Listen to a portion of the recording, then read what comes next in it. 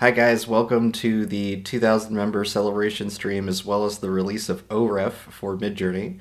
This is a very exciting time for us. I got so excited, in fact, I forgot to do a proper intro. My name is Victor Gnarly. I'm a former visual effects artist for various different Adult Swim shows, but I am joined with Rhapsody as well as a couple of folks from the Midjourney team. It's an extremely powerful tool that lets us go beyond just characters and lets us reference everything in the world that's inside of an image and then recontextualize it as we want. So be sure to check out the entire stream because we do all sorts of different comics and characters throughout the whole thing. And it's just really cool to see what all stuff you guys will be doing with omni-referencing right off the bat. So have a good one. Enjoy. So I'm currently working on the tutorial for the actual comic that was posted onto VC Text here. And the way that this thing works is, at least in my experience, is that you find those really great initial panels and then you build on top of them by using them as style references combined with omni references.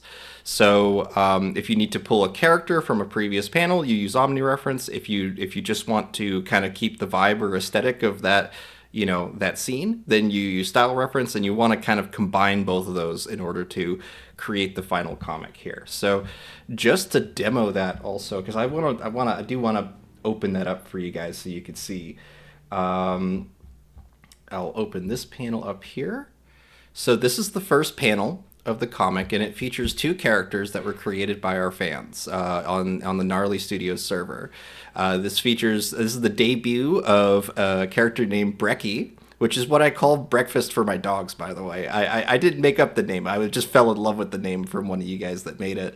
And then this is her interacting with another character who's actually a long-established character within the fantasy series we're working on now, which is Fungalmancer. So he's a sloth that eats mushrooms that are on the top of his head and all that kind of stuff. I love this character so much. But Brecky, I just fell in love with working with Brecky. She has an amazing, she just is very reliable. The only thing you have to add to the omni reference, in my opinion, is green hair. And then she's super reliable. And so with the first page, she approaches these mushrooms. I figured she was foraging, and then she finds the giant sloth, and it's like, whoa. Hello, just nervously approaching this thing that's not moving. And then on the second page, she begins to approach Fungalmancer, and he lowers his head, and he's like, hello, and she just spooks her real good. I might add some motion lines between her legs, like she's kicking, like, just to jump her in the air really good. And then the third page here, we are going to add a fourth page, but the third page here is her saying, don't eat me. And then she runs away screaming, and he's just too slow to respond and saying, no, and then we'll work on the punchline here during the stream. So I don't know if for the long time people who've been here for a while, this is nuts. This is just bonkers that I made this in 3 hours. Like, come on. You know what I mean? Like, this is ridiculous. It takes almost no time to make stories now with omni-referencing because we're able to dynamically pull stuff from the comics. And I did do some improvements on the imagery as well, particularly color correction of certain parts of Brecky. She had like a tan shirt at times. Her leggings turned black at points. And in my tutorial that I'm finishing up right now, you'll be able to see all those like small edits that I did, as well as gain access to the Photoshop file.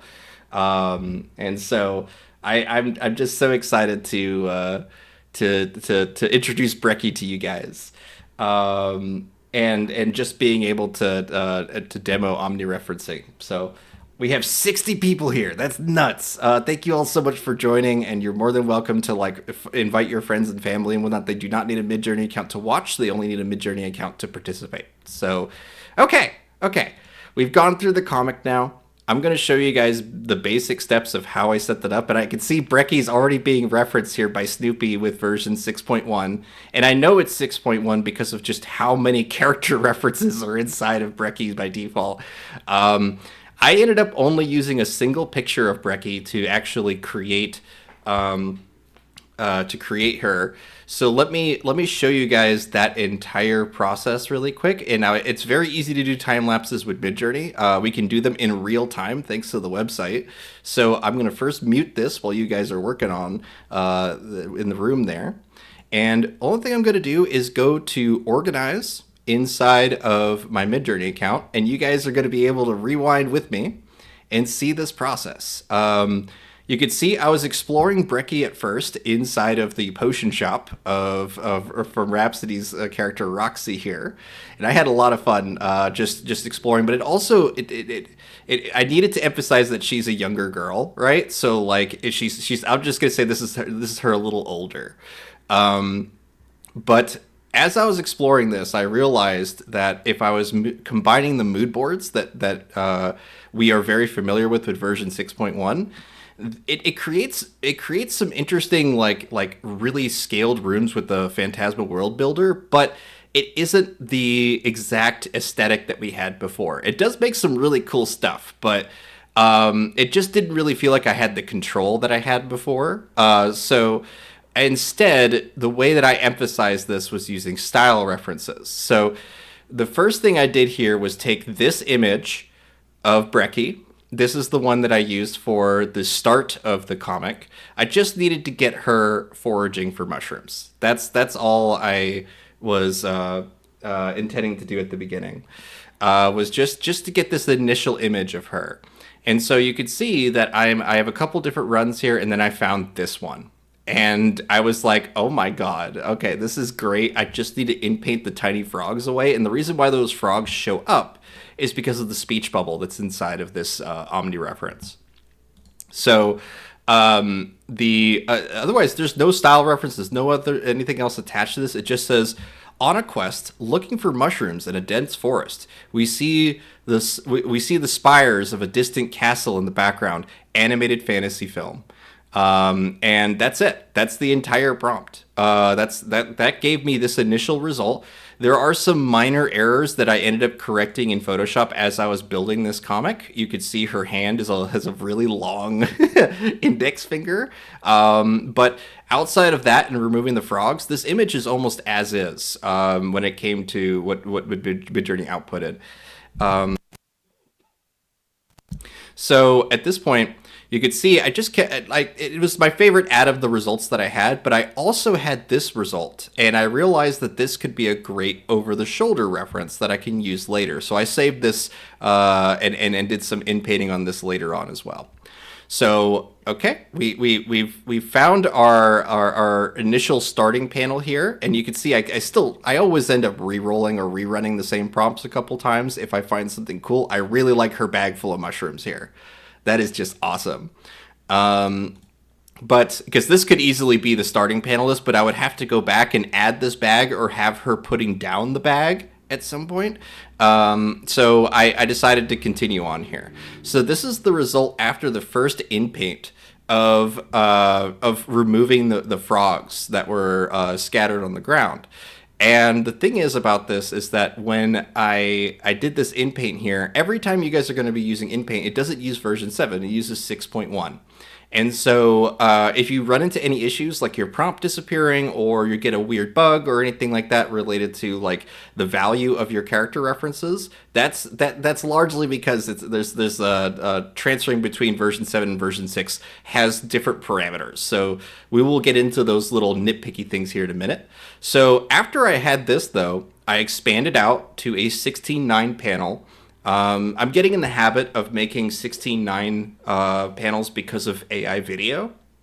I fully expect to animate this with various different, probably Kling, but also Pika Labs. And so we will see a animated story here probably at some point this weekend. So as I was moving on with the story here, the only thing I did was use that image, the wide 16.9 version that I upscaled. I used that as a style reference, and then with version 7, I wrote a new prompt. I said, "An ancient sloth awakens in the forest. Mushrooms grow on its back as the giant sloth awakens." That you'll notice that I'm being redundant. With version 7, it actually helps quite a lot to be redundant, or to not necessarily speak full proper English. Like you just really want to emphasize the points that you really want to see inside of your results. So I tend to find myself rewriting words sometimes in order to really push what I'm looking for. So you could see out of these 4 results that I had here, this just stuck out to me. I was like, oh, yes, Fungal Mancer. He's in his sunbeam. He's enjoying. He's letting the mushrooms grow on him. That kind of thing. I love this panel so much. It looks so good. And so I was like, okay, that's it. That's the panel. That's what I'm gonna go with. And so I took this, and then I expanded using the editor to bring Brecky into the shot. So the way that we do that is we find the panel we want to use, we go to edit, and when you do this, you're actually going to run into an issue almost immediately, which is that character referencing doesn't exist for version 7, and if you try to use the editor with omni-referencing, it will not work. You cannot pan, you cannot zoom, you cannot. There's a lot of limitations to what you can do with the editor and omni-referencing. So this is how you can insert your character into a omni-reference shot like this. Okay. So what we're going to do is we're going to expand the canvas, and then we switch over from version 7 to version 6.1. Inside of the UI here. It's important to do it in the UI with the current version of the UI here. So let's just make sure we switch to 6.1, and then we have to also write 6.1 up here. And lastly, we have to include our character reference. So let's grab a character from the Gnarly Studios server really quick. I'm going to grab someone different from Brecky so I could show you guys what this process looks like. Let's see here. I will open up a new window here and copy the character portal. You'll find links to the Gnarly Studios server inside of the VC text chat shared by Kinky and Rhapsody. It is a great way to collaborate and make things together because we have a place for it. We have a place where you can deposit new characters and see other users making things with those characters. So here is the character portal on the Gnarly Studios server. You'll find it just by scrolling down on our channels and finding character portal. And of course, Brecky is currently number 1. You guys are already going ham with Brecky and having a lot of fun with her. But there's all sorts of characters in here, and we've had a lot of luck with Junctor when it comes to omni-referencing. Been seeing some really great stuff from you guys with him, or it. But let's actually get Autumn Starlight in here. I think Autumn might be a really fun one to do, and this one's from Tanner. And you can see the character portal allows people to iterate and make stuff with your character, and you get updated every time someone posts something inside of your character portal. So it's like waking up and someone has made a comic for you, or someone has made a video for you, that kind of thing. It's so fun. I really love it. It's happened a couple of times that I've talked to Rhapsody about this, to where like she'll be like, I just wake up and there's like a whole 4-page narrative just ready for me to read. Yeah. it's so amazing. I mean, yeah, it's something you need to experience. If you create your own character and post it, you will be very happy what happens. Yeah. And also everybody is very respectful, is doing like the good stuff with your characters usually. Yeah, you really to the description. Exactly. It's super important for us to just basically be like, make a new character if you want to divert from whatever's written inside of the character portal. People have, they have goals. They want their character to be a hero or a villain or whatever they want to do. Try to respect those rules. But if you want to make like an evil version of something, just do it. Like just make a new character portal entry as opposed to like trying to steer a character in a different direction than the intention. So what we're gonna do though, yes. Do you have anything to add to that, Rhapsody? Oh no, I just wanted to say I think it would be a good idea if we would start with talking a little bit general about OREF and how it's been used before we jump into comic creation stuff. Perfect. Yeah, yes. Go ahead. Just because you started excited again, I'd assume that everybody here knows. I mean, I guess most people do.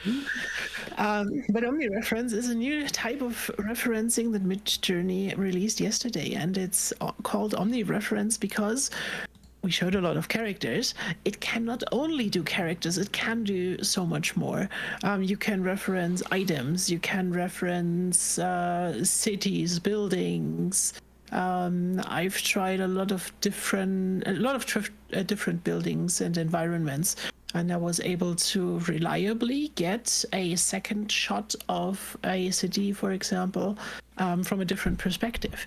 So it's really, really powerful, but it also works a little bit differently than the referencing that we had before, because all references previously allowed you to mix multiple images. OREF only allows you to input one image, and it's also kind of required to also, well, add your prompt to it and describe what you actually want to reference. And you will also notice when you're using omnireference that it's trying to reference a lot of things from your images, and you will need the prompt reinforcement to really get the best out of it. In addition to just adding an image and calling it OREF, there's also a weight parameter, like character weight, CW, for example, which went from 0 to 100. We have OW now, which goes from 0 to 1,000. And I think, 100 is the default value. If you're going above 400, it gets really, really strong. In some situations, you might want that. In others, and especially when it comes down to anime or to cartoon stuff, I personally find that, something between 100 and 400 works really, really good.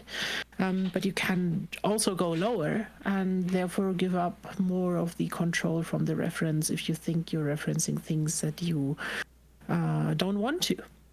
And maybe the last thing I'm going to say up front before everything is shown and displayed is because you only have one image, it's also really important to craft the correct reference for your omnireference. So that's an additional step that we had kind of before when we were creating like character reference sheets. But for example, if I post a character reference sheet as an OREF right now, and there's like 5 versions of the same character on that sheet, it's gonna try to generate an image where you have multiple characters on it. And therefore, referencing with correct images is preferred, but it can also do a lot of amazing stuff. And I think that's now the point where I give it back to Victor. Yeah. And I guess one of the key things is that, like, if you are seeing results inside of your basically, like, if you see here, this is I'm gonna have to be reminded the name of this character. It's from the Junk Tour series. But with her here, her reference includes a white background. So if you do not describe the background inside of your prompt, you will most likely get a white background for the character. So with this one, the prompt is she is hitting a baseball bat against a shipping container in a sci-fi scrapyard, and so the actual hitting of the bat is the only thing that's not represented here. But if you notice inside of this prompt, there is a style reference that has been included, and that is super key to really retain the visual aesthetic of whatever you're trying to tell here, in order to make it so that from beginning to end everything is consistent. So I'm loving these results from Gompasta though. They're looking so good. I really want to see you explore that character because especially with her sitting on like on the junk, yeah, right up there. Let's see, this one right here. This result right here blows my mind. I mean, you were able to recontextualize this character significantly from its omni reference here. With character referencing, this would have been a lot harder because character referencing is very literal from version 6.1. She would have been almost in this pose at 100% value. It very much looks at the image and will try to basically shove that pose into it unless you lower the character weight. But now with omni referencing, we don't need to do that. We could just overly describe what we want, and it just makes it work. Like that's just nuts. And so if we wanted to say, include this scene and expand on it in order to continue, like say we wanted this character to talk to somebody else in this scene, right?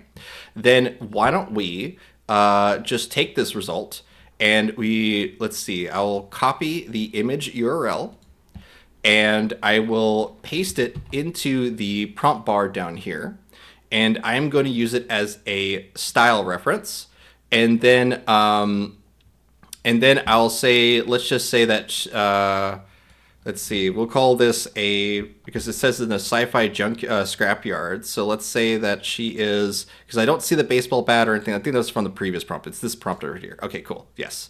So she is sitting on the top of a tower of shipping containers looking over a sci-fi scrapyard of plastic scrap and debris, spaceship graveyard.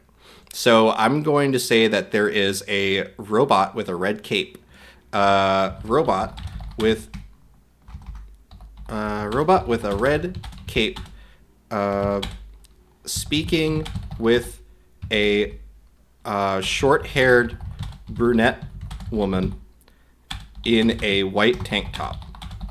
Okay, scrapyard, graveyard, let's go with that. And we need to set the aspect ratio. So I'll say --AR 16:9. And I'm not going to worry about including junk tour just yet. I just want to see what sort of results I get off of this prompt here.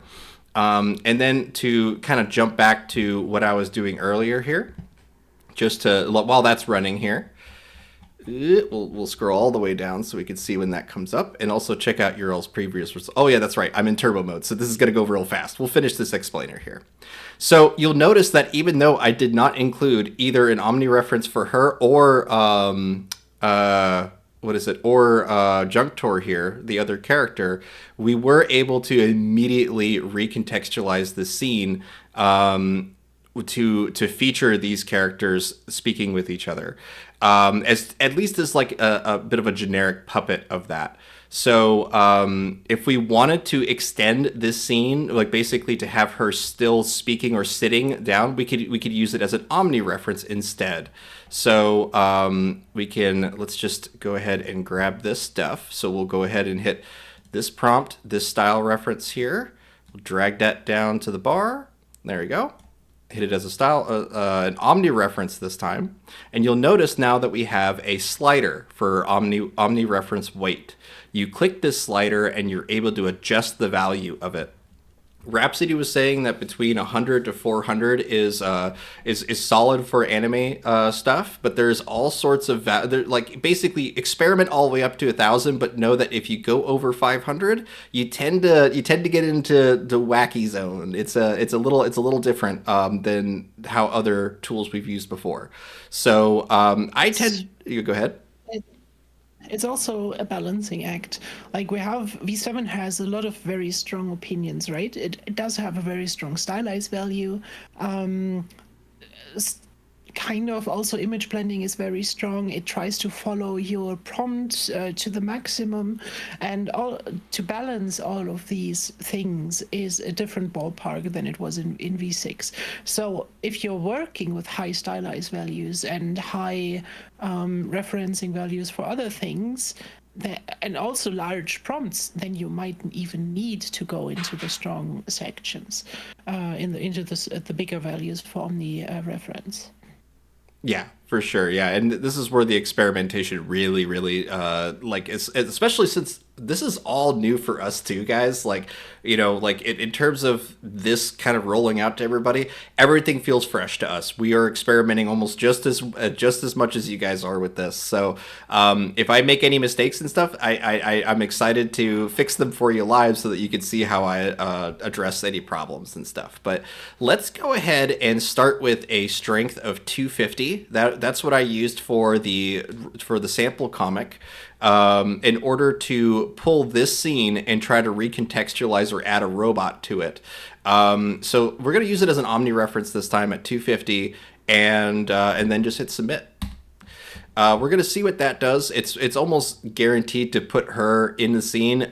We could redirect her as well in this shot. We could have her standing up. It's really whatever we want to do. But outside of not including an aspect ratio, it's just going to make the results square here. It should be pretty interesting what we get back. So we'll let that run here. And you guys are more than welcome to expand on any one of these results, and let us see what you guys get into, because like you could see that there's just already some really cool art styles that you guys are exploring using this stuff, and I see plenty of Brecky, much older Brecky, but yes, I see her there. She's foraging for eggs now, I guess. But let's go ahead and see what the results are for this. This is going to be good. Let's go ahead and see. We're at 63%. You can already see where we are able to, take these shots and recontextualize them to basically tell the story that we want. I'm going with very generic prompts right now. I haven't given any direction on the story. I'm just saying, hey, let's introduce another character and maybe get the robot in there. So let's see here.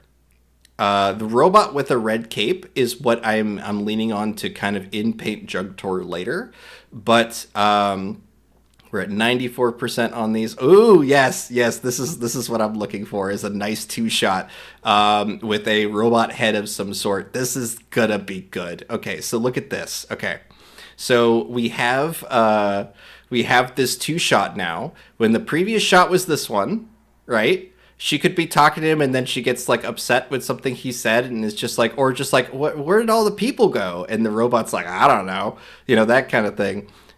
So we need to get Junctor in here, and using the same method that I was getting into with the comic here, let's just get him in. We'll go ahead and jump to Junctor inside of the character portal here, and get him. So here he is. Boop. Click on Junctor. And if you go to the top of the the top of the portal entry, you'll find the submission of references. They are oftentimes character references, so you're going to see like a bunch of character sheets like this. You can pull an individual pose from this sheet, or rather just generate a new reference with version 6.1 and then use that. So we're going to just pull one of these images and go from there. I think they're in the order of the character sheet here, and the one that seems to match the most is probably going to be the second or the third image, because he's not looking at camera, right? We don't have to match the pose, but it will help. So let's go ahead and see. I think it's going to be the third image on this list. Let's look at the others here. There, okay. So this one works, but it doesn't really describe the robot head very well. Like, it won't really understand, in my opinion, the head here. So let's go ahead and go with this one, just to get us a reference that works. So I'm gonna hit no, we'll go for the over the shoulder. I think this is gonna be fine. Copy image address, and then we are going to hit edit.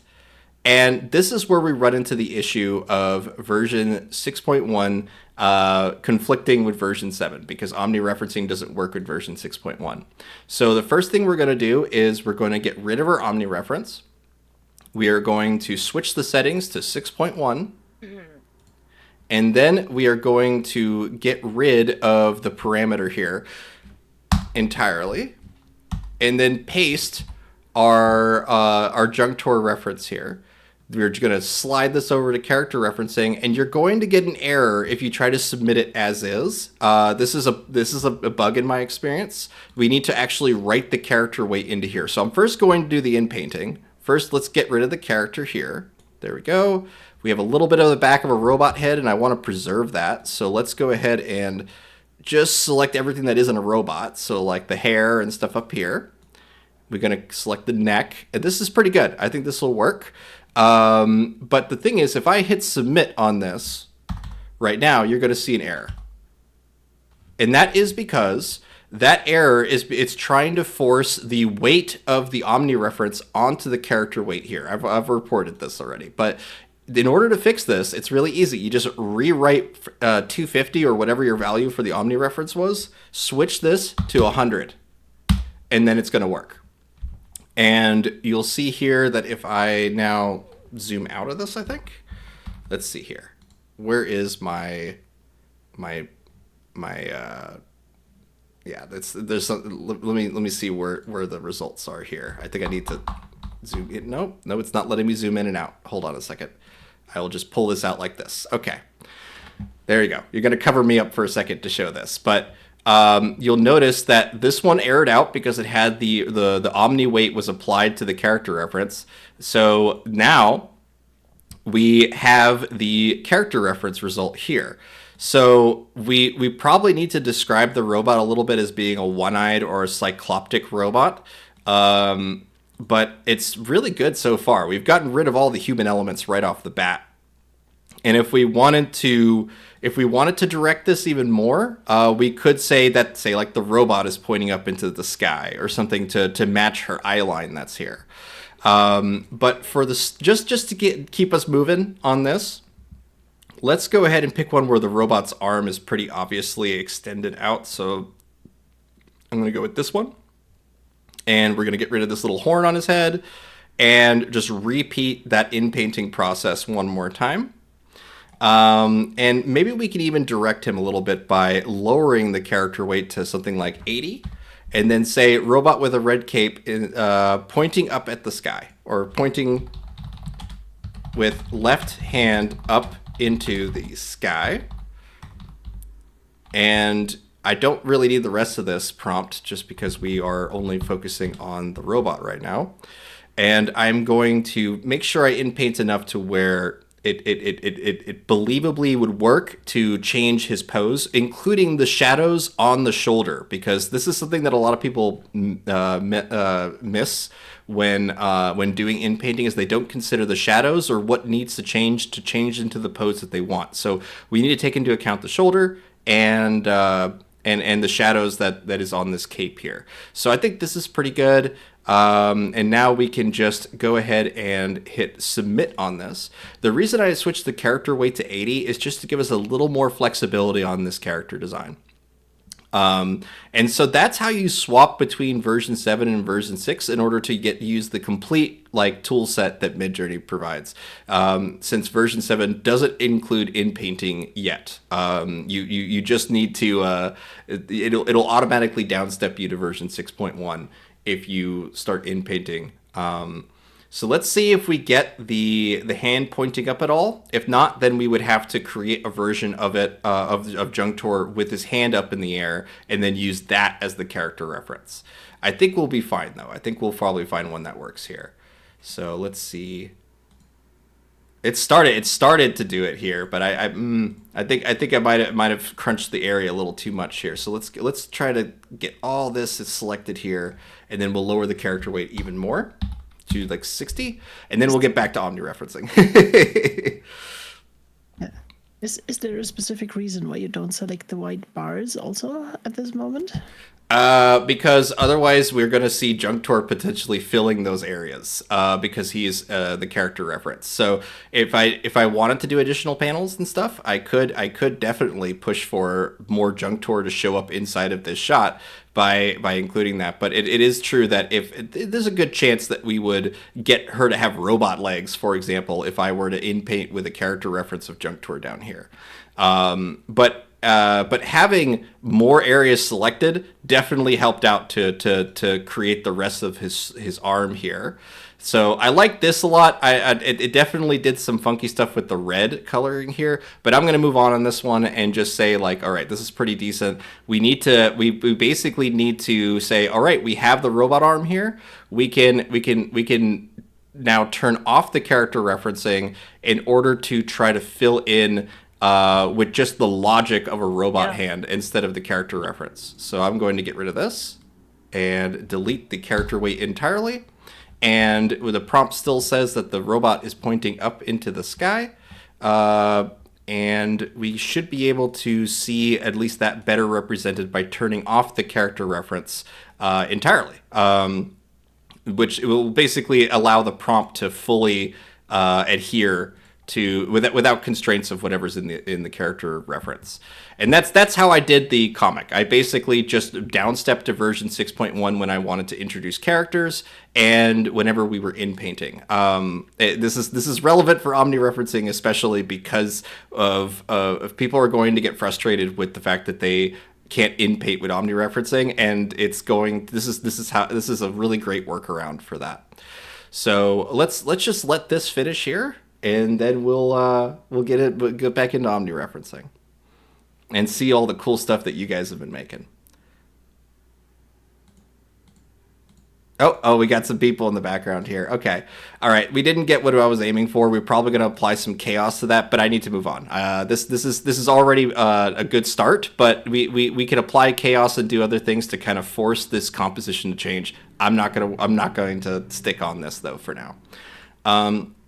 Is there anything that you wanted to get into, or we can actually let's check out the chat. I think we should check out the chat and see what everyone else is saying here. And let's see, we got Gom Pasta saying Junctor will be a great before and after CREF or OREF. Yeah, I agree. This is an interesting development. Literally impossible in CREF to get your character to go upside down, and that is certainly true. Doing handstands or yoga poses or anything like that, especially flipping your character upside down, what is super hard to do with character referencing. You would have to basically make a generic puppet of that character and then start in-painting detail by detail to get it right. Omni-reference knocks it out in one of the first results. That's amazing. Especially since you're combining style referencing as well. It's just awesome. It's just amazing what you can do with it. It's still sticking at 33% for you. I'm sorry to see that. I did have that earlier today.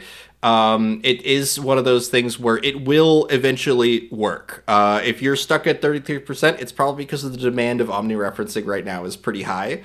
And it's being addressed. So just stick around. If you reuse the prompt, it sometimes will start and go through faster than if you waited for the other one. Yeah. Nice. Is nice. what I just had happen. I would suggest, at least if you are not being completely blocked by your rate limit. Yeah. So at this point, let's see if we have any other notes here. I live in the wacky zone. Yes, that is certainly true, Kinky. We all do. We all live in the wacky zone at this moment. But let's see here. I wanted to while we're waiting for some other renders to happen here, because we have the room open for you guys to check out. We just have to back out of this here. It's kind of covering my face again. There we go. All right, that shrinked it down enough to where it's not going to collapse it and turn it into mobile mode. Let's see. Boop. There we go. And now I will go back to our room. How did I do that? How do I go back to the room? Maybe if you don't have it open anymore, you can go to chat, to the chat icon on the left, or you can just click the link again. Got it. Chat. Got it. Perfect. All right. So You're in the newbies room now. I'm sorry? Go back to lobby. You're in the newbies room now. Okay. All right. So go back to lobby. And then OREF release party. If you've joined the room, it shows up on the list here. So this is awesome. So I'll be very curious to see how you guys get Junctor to talk to can you remind me her name really quick? I see there's a chat here as well. Her name is Vio. Vio. Thank you so much. Getting Vio and Junctor to have a scene together is that's what I want to see. If I'm going to give you guys a goal, it's that, because we're going to be able. Ooh, look at Roxy in the junkyard. Oh, that's awesome. That looks amazing. I basically re-rolled Compasta's image as an image reference with Roxy as an OREF. Right. So this is the I style described her. reference. This is the image prompt, and you're using an image prompt to force the composition to match this one. Like basically, like, oh, I want to have a low angle shot kind of thing. Like this is going to do that great. It's going to Yeah, have the. Go ahead. I, I reduced the strength to 0.3 so that it isn't too strong. I just wanted to get the general vibe. Right, right, and that's how you preserve the compositions without it affecting your characters as much too. And then you have your character reference here. Is this an Omni reference? Because it uses the same icons, so I'm assuming that it's an Omni reference, but this is the reference Yeah, here. it is. Okay, awesome. And so by combining the three, you're able to really, really retain the scene and throw characters into these moments. Oh, look at this. Junctor shooting lasers.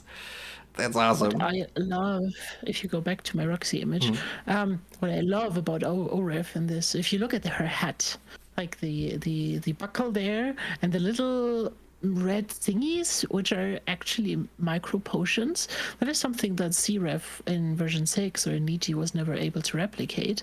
If you look at my reference, you see the little potions on her hat. In OREF, it's not a problem. It's actually quite fond of taking these little potions and putting them there. That's awesome.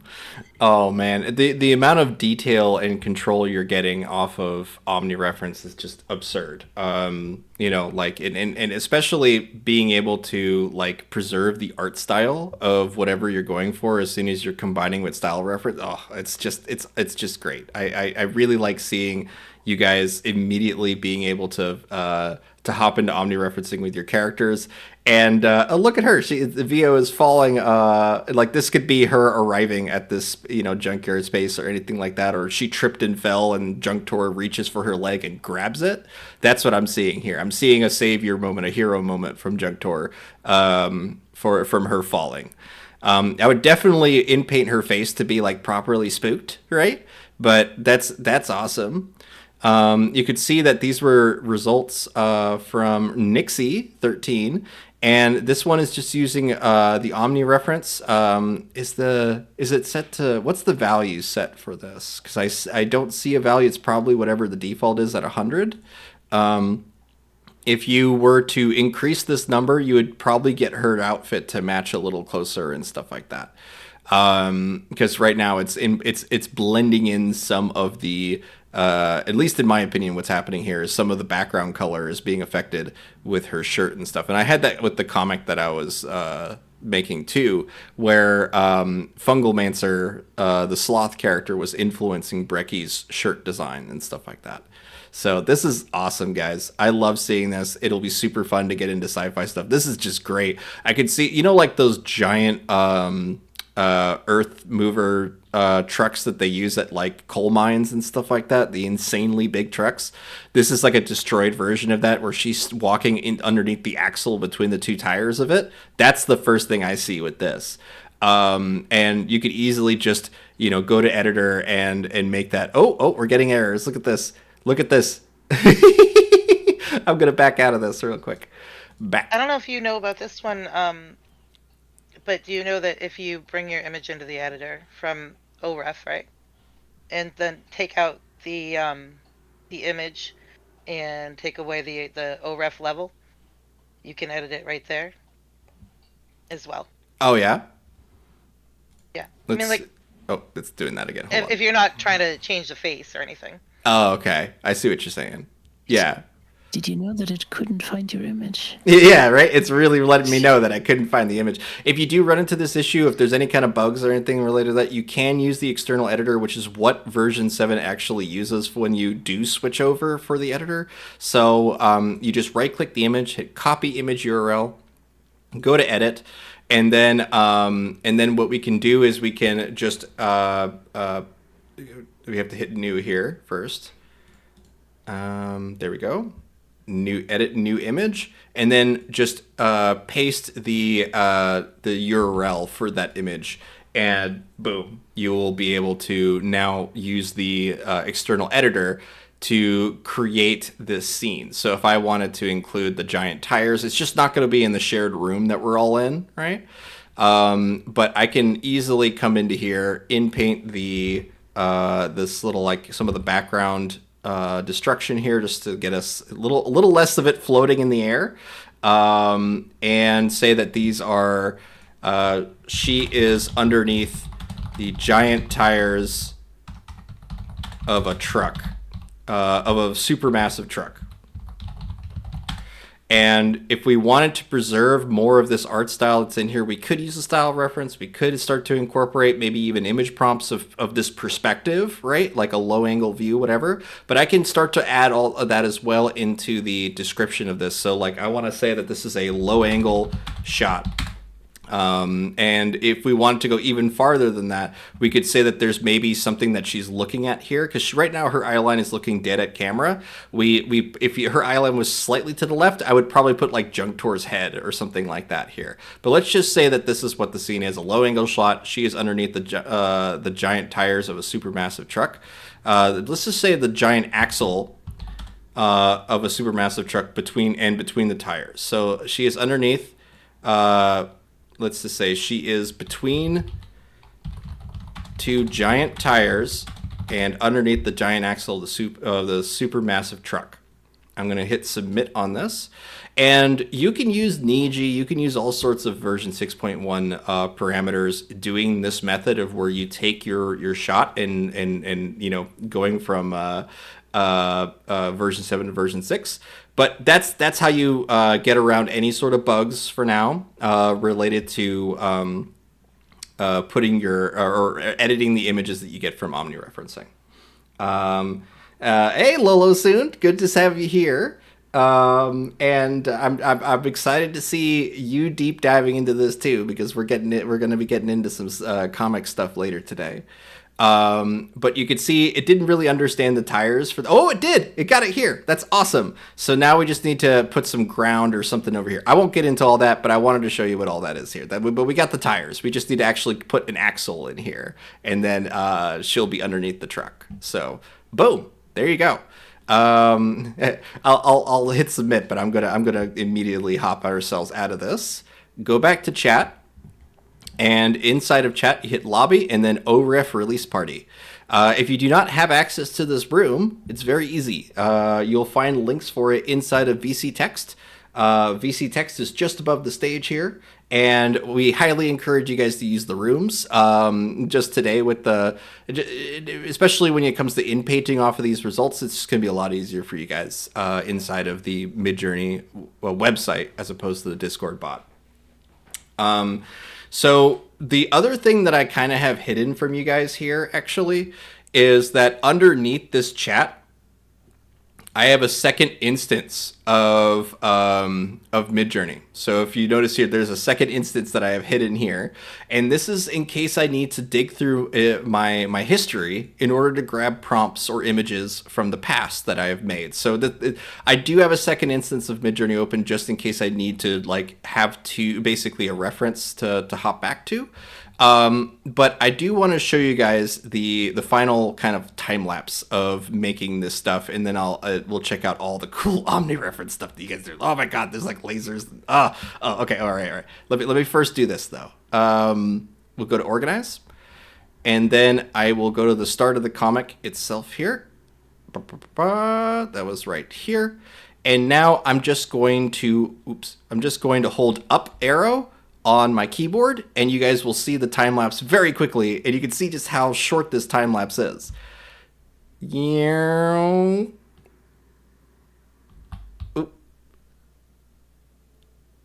And I'm already done. So it takes almost no time to make a full length or a linear story with omnireferencing, and it just comes down to making sure that you have the previous panel that the story started with as your style reference. That's how I made this. So, okay. Let's go open up the room here and check out all the cool stuff you guys are doing. We got VO DJing at a nightclub. Look at how it's able to recontextualize her, add headphones. Like, oh my god, this is amazing. And you have the omnireference set to 300. Yeah, this is really good. Like her reference also seems to be a very good one. I've noticed over the last 24 hours, sadly, that OREF can be very picky about your reference image. So some references, even if it's from the same character, work better than others. And views here just seems to be super dynamic and well understood by OREF. Yeah. It is certainly true that if an image doesn't work, it's easier just to swap the reference image than to fight with it. It's so easy to reroll stuff now, right? To get a new reference image, it's so much faster to do it that way. Don't get too married to your reference image. What is going on here? This is from Shigawire 3D. A view from behind the Flurp creature in an image as it walks across the cosmic desert of dreams. Space whales with the thin film interference skin in the background in the style of Mobius. A lot of those words are whoa. Yeah, you're in the funky town zone. Wow, this is intense. But the referencing that's going on here with such a low weight here, it's definitely going to be far more expressionist than just in general be like a loose inspiration. Are you guys going the Fooly Cooly route with the Vespa here? Because this is awesome. This is from Sepultello and working with Rhapsody's Roxy character. So I love it. look at that! Look at that! Oh, this is good. This is so good. And if you notice here, it even tried to make the Vespa logo on there. Okay. If she's a witch, like if this is a witch and she rides around, like flies around not on a broom but on just a legit Vespa, I think that's hilarious. Yeah. Like it's 10 out of 10. It works like a broom, right? It's like that comic that I keep seeing people make where it's like the witches riding on Roombas, right? Where they're just standing on the Roomba because it's another broom. That is just too funny to me that it's this flying Vespa. And again, if you want to make corrections to this image here, because there are one or two minor errors, you can see we're getting the could not find image.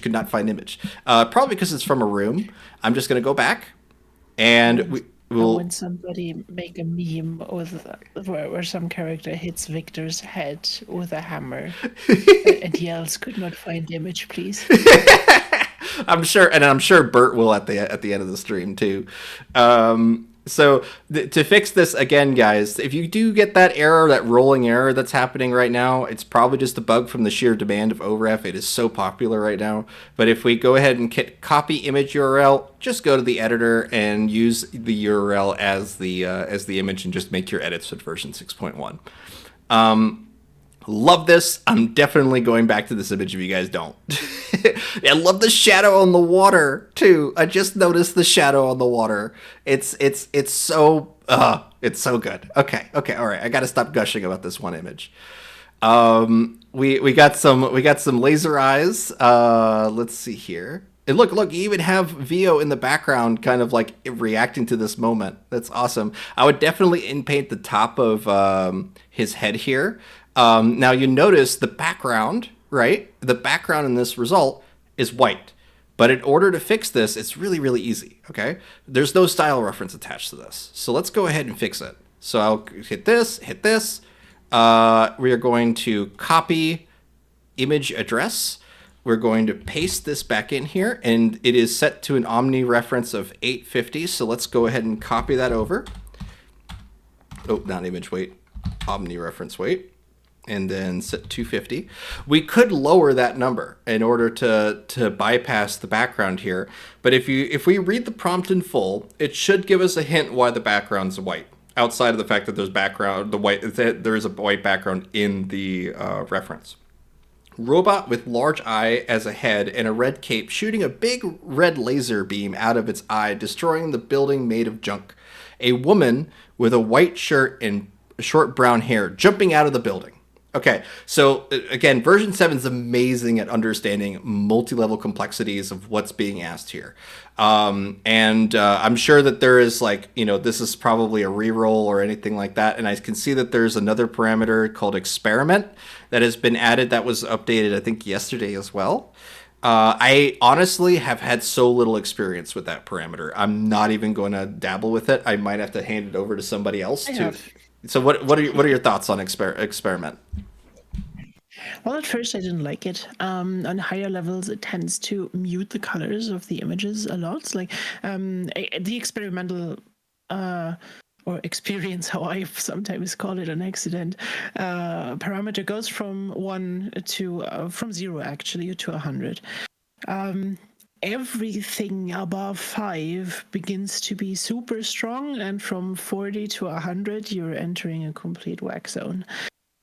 What I have found is that there is the little values 1, 2, 3, 4. Those can work great in increasing like the fidelity of the image and just adding a different kind of image rendering to the process. If you go higher, it starts to take over a lot, and all the features suddenly work differently than you're maybe already used to. So it takes a lot of experimentation. But what I found often when I have an image that is giving me okay results, but they could be a little bit better, just switching to EXP1 usually fixes it. And that's a really, really nice thing to have. That's It's good to like know. stylize in the end. It's like stylized a little bit, but it works just differently. It Interesting. gives you. I feel like I would describe it as if Midjourney is your all around general amazing artist that can do a lot of stuff in a lot of styles. If you use EXP, each value of it gives you a different artist with a stronger opinion the higher you go. That's fun. I will definitely have to experiment with experiment. Awesome, guys. Thank you for that, Rhapsody. I really appreciate that explainer. And Q4 just dropped, by the way. So you guys can play around with that too. But let's. I wanted to finish this little explainer here though, because you can see the white backgrounds here. There are two ways we could fix this. We could include a style reference of one of the previous shots that includes a background, or we just describe the background. So at the front of this prompt, I'm going to say, under the burning desert sun, a robot with large eye. Okay, so we're good. That's the prompt. That's the edit to the prompt that I'm gonna make. We could also lower the omni weight a little bit of this, but I'm gonna go ahead and repeat everything else from this prompt, including their profile. Even though I will say this, profiles and mood boards in my experience are they work so differently with version 7 that if you are expecting the experience that you had with version 6.1, you won't get it. You'll want to either craft a new mood board and really hone in a one specifically for version 7, or just skip out on the process entirely and just work with the images as is. So I am going to use it in this just to kind of prove my point here. But there's a chance that this profile includes a lot of white backgrounds, and that would kind of screw up my little explainer here. But I'm just going to go ahead and do it. Again, we're doing it live. And set the aspect ratio. Okay, and you can see I'm setting all these just by clicking on the parameters themselves. That's one of the things I love about working with on the website here. So I've added under the burning desert sun, and then I'm going to submit this, and we're going to take a look at it. So let's see what we get with this. I am running everything in turbo mode, just because it helps when it comes to doing these live streams for you guys to see what's going on. It means a lot less downtime, but it is more costly on your account if you do it. So if you are working in relax mode or anything like that, it'll definitely take longer to make your images, but it won't cost nearly as much. So if not, it's free as relax mode. So let's take a look at what we get just off of this result here. Remember last time we had a white background, and now there are no white backgrounds at all. And it just took adding the words under the burning desert sun in order to set the scene I love doing this at the start of prompts, especially. It's actually more exciting for me when I do get a white background with a character reference because it means I could set that anywhere I want. I could do whatever I want with this scene. And so I love the fact that she is like right behind and chasing with him, all based on the description of her inside of this prompt. She's not even referenced as an image inside of here. It's just a really good spell for VO. And we call. I mean, Rhapsody now has gotten me addicted to calling prompts spells. But if you find, yeah, it's just awesome. My plan worked, and it's a great name for them. So we're almost done here. We're at, let's see, 88%. Just a second here, guys. I really want to show this off because this is the real potential of OmniReference, in my opinion, is to be able to very quickly contextualize an image, especially a finished scene from a previous panel. So right now we're just using character references, but we will move on to the actual scene here as well. Because if you wanted to do like yeah, go ahead. Yeah, just because there's a lot of new people joining right now because of the announcement that just dropped. Welcome to the stream. We're prompting here live in the OREF release party. You're seeing Victor handling all sorts of prompts and showing off prompts from our community who is prompting here with us at the moment. You can prompt with us if you want to. There is a room link here. And also, there was an announcement, Victor, that you should know. David just posted that they launched Quality 4 for version 7, which also might better coherence, details, and hands. If you want to prompt like before, you can use --Q2. And the normal version 7 is now 2 times cheaper than before. And with this launch, there also comes speed ups. So we have now a fast mode that makes V7 2 times cheaper than before. And jobs will take about 40 seconds in fast mode and 80 seconds on turbo mode. That's huge that it got cheaper. Oh my god. That's awesome. Yes, and also, but OREF jobs are still 2 times the cost of normal. And fast --fast mode job and draft mode jobs are unchanged. Very cool. Thank you for that update. I have trouble seeing, because my screen is just 100%. I have an ultra wide monitor, right? Every bit of my screen real estate is dedicated to you guys right now. I cannot see little notification stuff, so thank you so much for updating me on that. But I am going to show you guys really quick the result of saying "Under the Burning Desert Sun," and you can see, oh my god, it did exactly what we wanted to do. It put the background that we asked for inside of that result. Last time we just had a white background, and now we don't. All it takes is just writing words with omnireferencing to at least get somewhere, and it looks so good. I love this. Now, the only thing it's not doing is it's not shooting it out of the eye, which means that we would probably need a reference or to create a standalone reference of Junctor with a laser shooting at his eye, because it's not seeing the thing on his head as an eye, I think that's what's happening here. So in order to get this, we would probably make a standalone prompt of of the character doing that and then use that as the reference. But okay, let's check out the chat really quick. So if you are hopping into here, we aren't using VC Create, which we normally do. We are inside of the OREF release party here. There is a whole bunch of active folks inside of here. You'll find links to it inside of VC Text. And if anyone who is new here, I see we have 83 people. That's awesome. It's awesome to see all you guys here checking out all the cool stuff we can do with omnireferencing. If Victor takes a break later, I'm going to show you how to explode a city. Well, I mean, do you want to do that now? I mean, we're checking out all this cool stuff. I mean, I can, but usually you take a break a little bit later. I've been rambling hard. I'm the rambling man, as Bert has illustrated on our Gnarly Studio server. That's one of my favorite images that has come out of us goofing around here. But look at these. I mean, Gompasta is just going hard with VO and Junctor on this stream, and we got some more Roxy Potion Princess here. We got Lolo. We got Lolo in the room, y'all. Okay, so this, I believe these are version 6.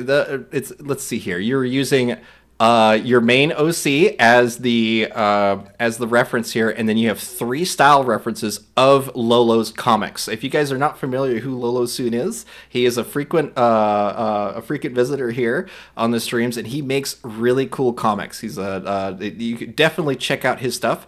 You can find his references inside of the chat that we're in, and they're really good. I'm really impressed with Lolo's work. So you could see the effect that it has here.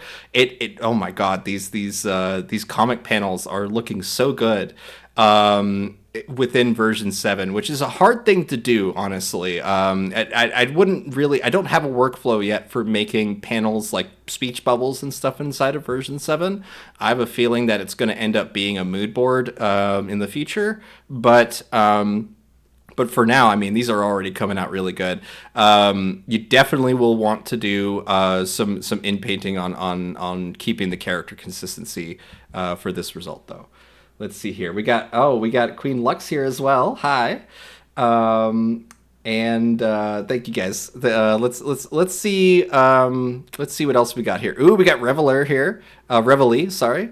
Reveille is using this image as their Omni reference, and using this image as their style reference, which is probably a previous result from up here as well. So yeah, it's right there. And so you guys are all following my little demo of my comic workflow. I'm going to go ahead and copy and paste that one more time for you guys, since we have so many new people here.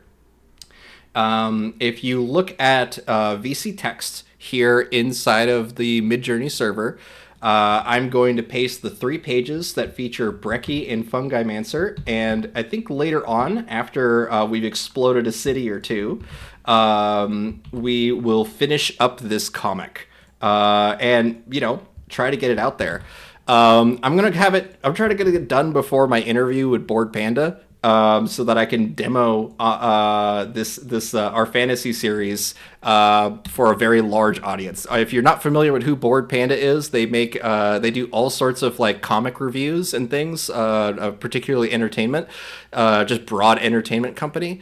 And they recently reached out to me with a whole bunch of questions about my work. So I'm excited to deep dive with them into my own process and then show off all sorts of Ural's characters while doing it. So let's just drop that. I'm sorry? You just dropped that. Nobody knew about this. You just dropped that casually. Yeah, whatever. It's all good. It's all good. There's gonna be this interview. La, la, la.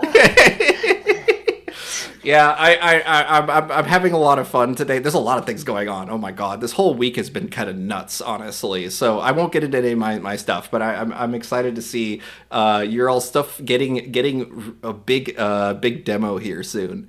But this is what I wanted to show you guys. Just if for anyone that missed the very beginning of the stream here, I made a comic with 2 characters from you guys, Brekkie and Fungalmancer, and you can read that comic on VC Text right now. It doesn't have the punchline, which is we're going to finish the comic at the end of the stream here today. So I just really want to get through all the cool stuff that people are doing with Omni referencing before we start getting into the nitty gritty of this of making comics and stuff. So at this point, I definitely will need to get a drink here pretty soon. So I'm totally down for you to take over whenever you want to, Rhapsody. But I am seeing some Farside comics. Oh my god, you guys are using Farside now? Okay, hold on. Shigawire 3D. Let's see what you're doing. Caveman style in the style of Farside, trying to build a rock spaceship. Oh wow. It's working really good.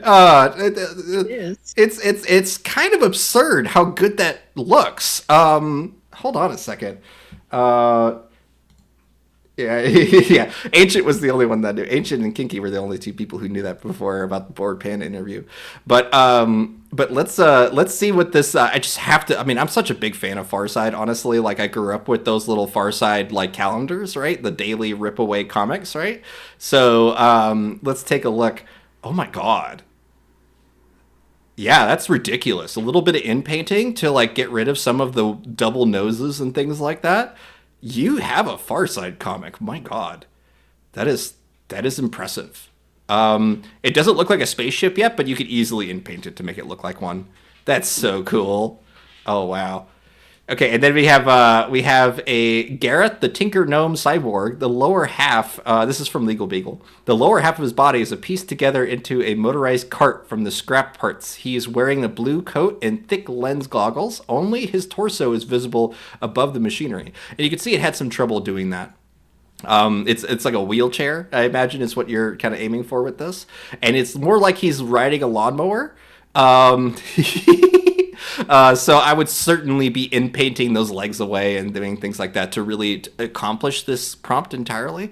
But this is really cool. I mean, look at him there. He's pretty freaking neat looking. And it's using the Junctor, or sorry, the VO style reference for to make these consistent across all four results.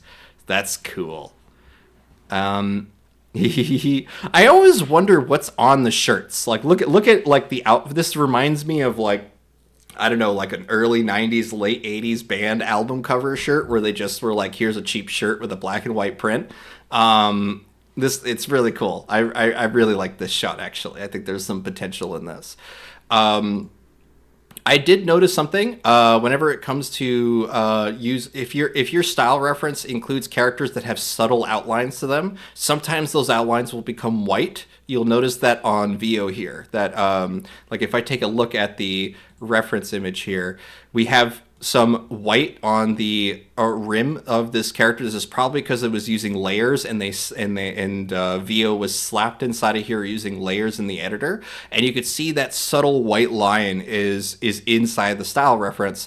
It will preserve that and apply a now clean white line around the character.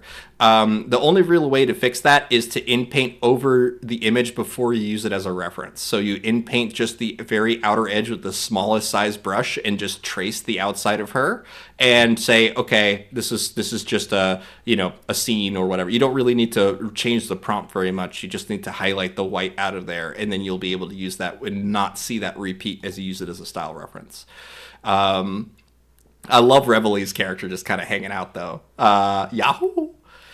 Okay, all right. At this point, I'm just kind of digging through some of this stuff. Yep, already blowing stuff up. We already got some nukes going down. There's a AI dungeon. What is it? The AI dungeon crawling game. I forgot. It's like a text based thing. I believe it's called AI dungeon. The number of times you just end up being like a maniacal god character just by default, like you just start typing and within 20 prompts you end up being like some god character that's able to like destroy the entire universe, is just so common. This is what that reminds me of right off the bat. Oh, look at that! We even have some like loud, frantic speech bubbles and stuff like that. Let's see. We have throwing potions, dynamic perspective, motion lines. All that's being seen or at least partially represented here.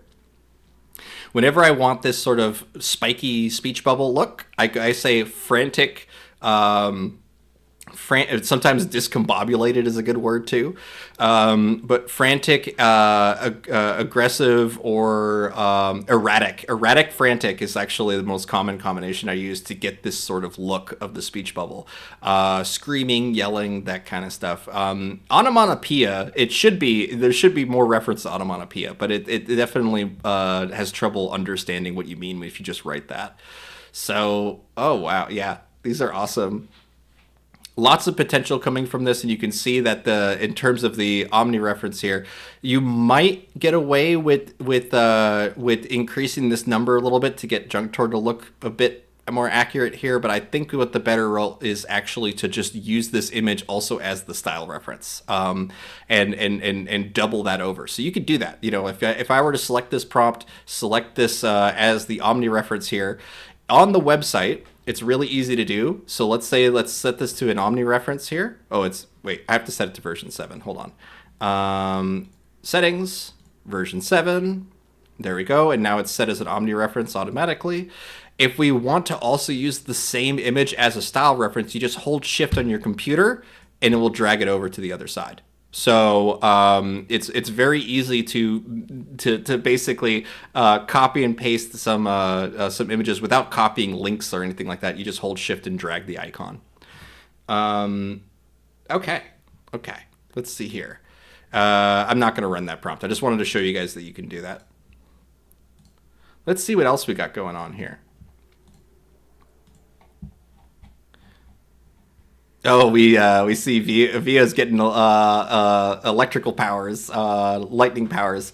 I do this a lot as well. I have a Warhammer 40K comic I'm working on right now, where I'm trying to make an anime version of Warhammer 40K, and because that was actually requested from me a year and a half ago.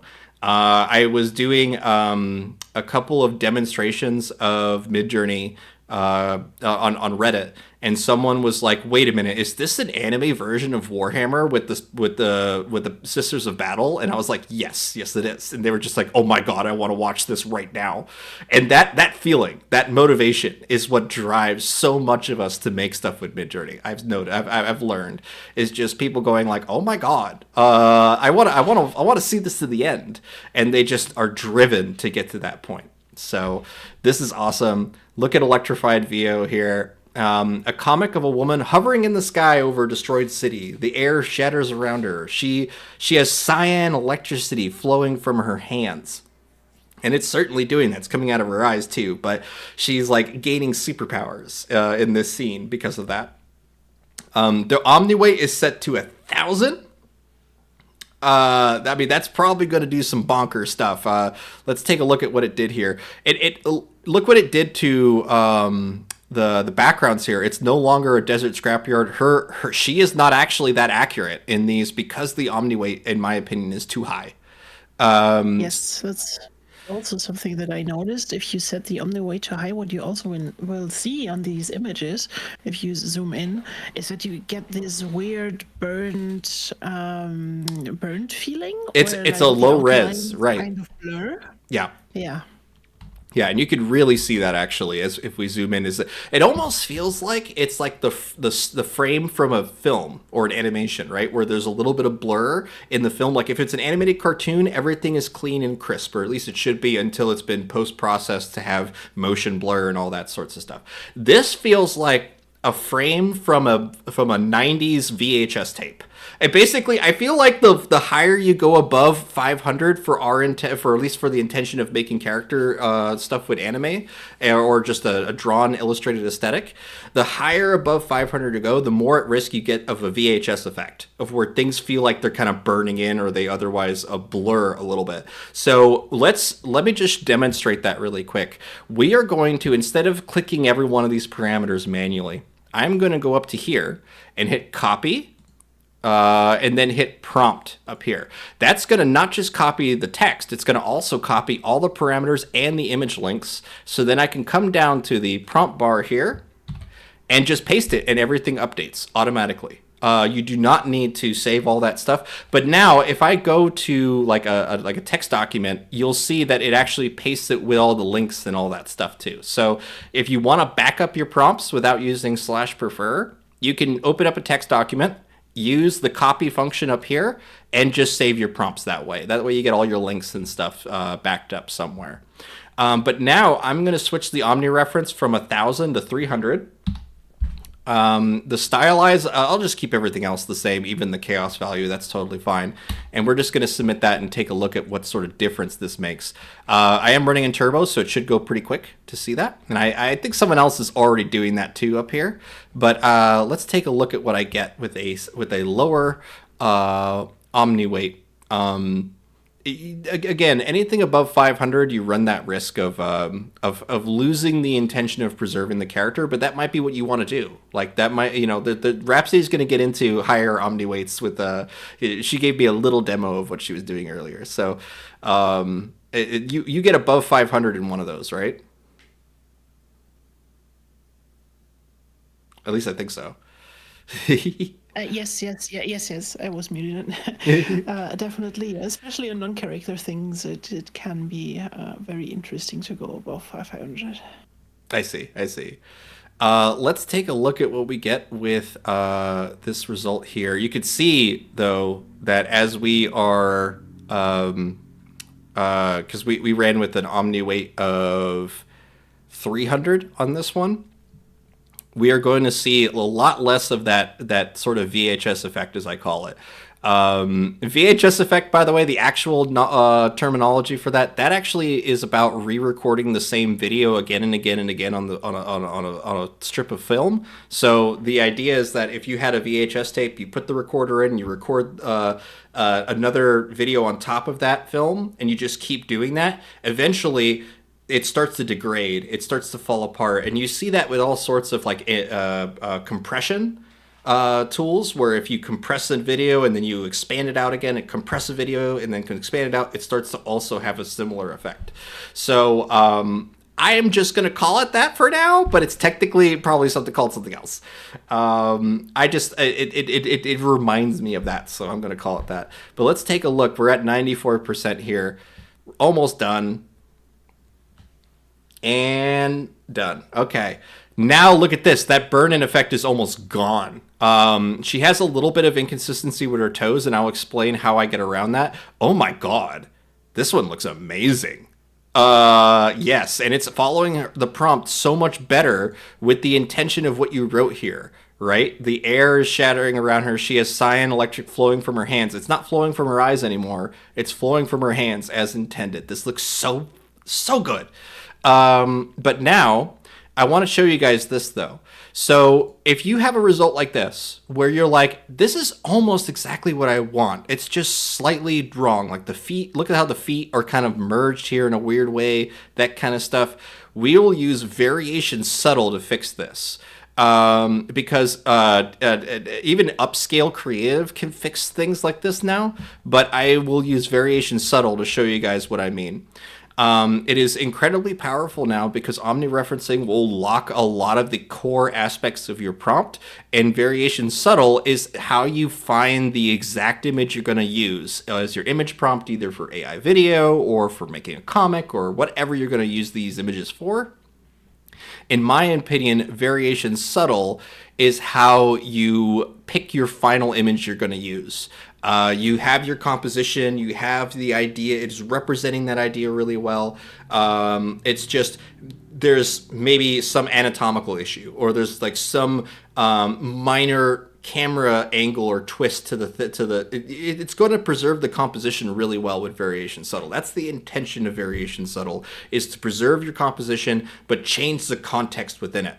And now with variation strong, it will change the composition, but it doesn't do it as dramatically as it did at version 6. So it's a really nice balance, in my opinion, right now. But let's take a look at what happened with variation subtle. Look, her shoe is no longer pointing in the wrong direction. She's mostly in the right position, but she is wearing a hat in all these, which is, again, a byproduct of variation subtle, is it's going to preserve these silhouettes of your character more likely. But in all four of these results, her shoes are way better, and it's about the same image. Like she's at the same height above the ground. She has similar background elements. This building is largely preserved in its position, but the building itself changes. That's good.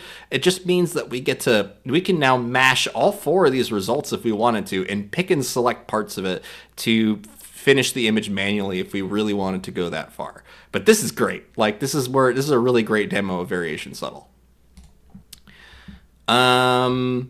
Yeah, it looks so good. Great job, guys. Great job. I mean, look at the realism that's being introduced here by using this image here, which has a lot of really good shading inside of her shirt and such, and also the rusting of Junctor looks so good on this.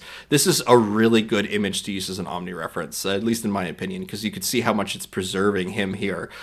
This is because the weight is a little high for making him change positions here. She just turned. So you can literally take this panel, have them talking to somebody, and then use this panel to be like she's confirming something with him, and you could just in-paint his eye line to be slightly different. Stuff like that. I would probably run this with a little bit lower of an omni weight in order to get Junctor to move as well. Okay. Ooh, ooh, ooh, ooh. What are you guys doing? What is Rhapsody doing here? Are you using the tumbling up profile here? I have a feeling you are. No? Oh, yep, there it is. Oh, Yep, I added it.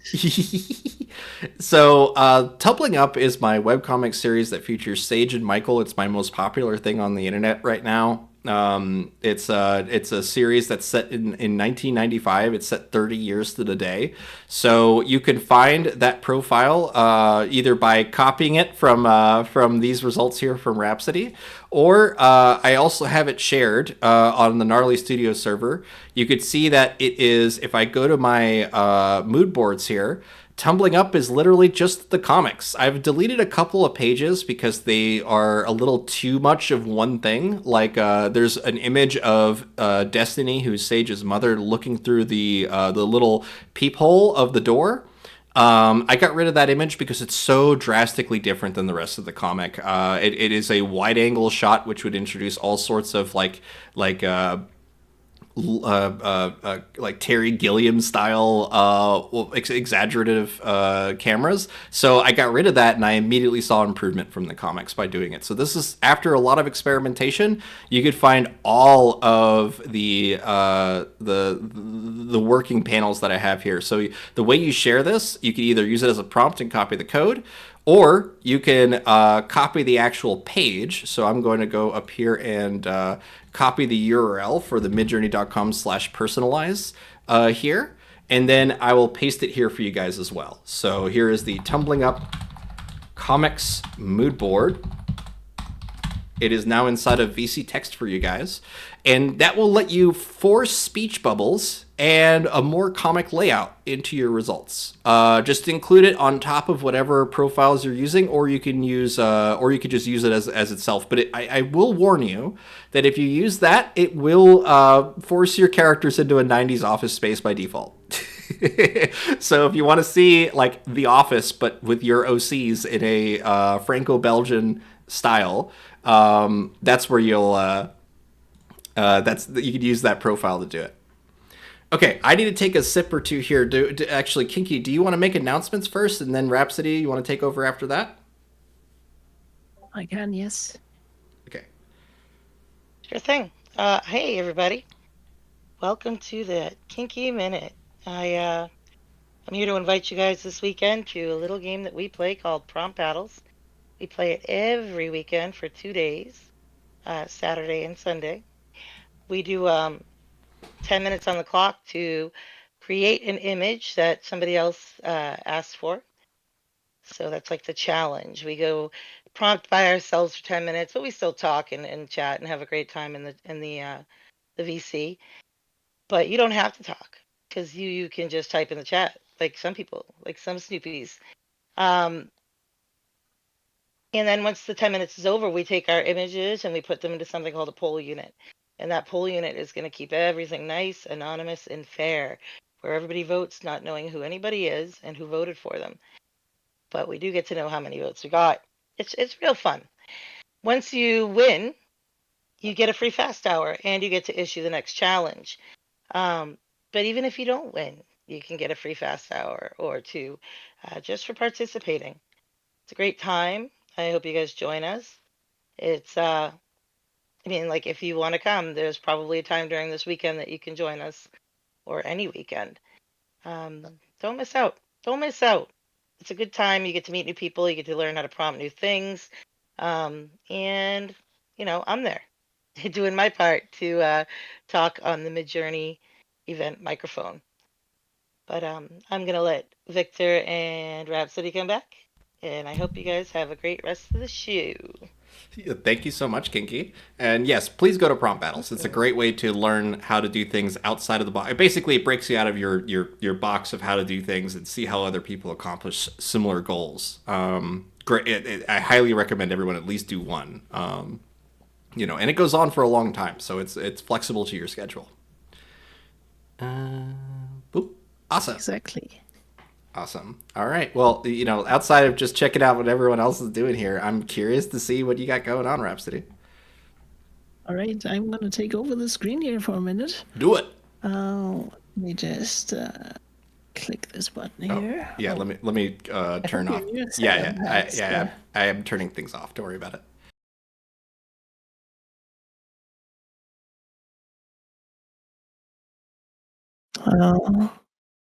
Boom.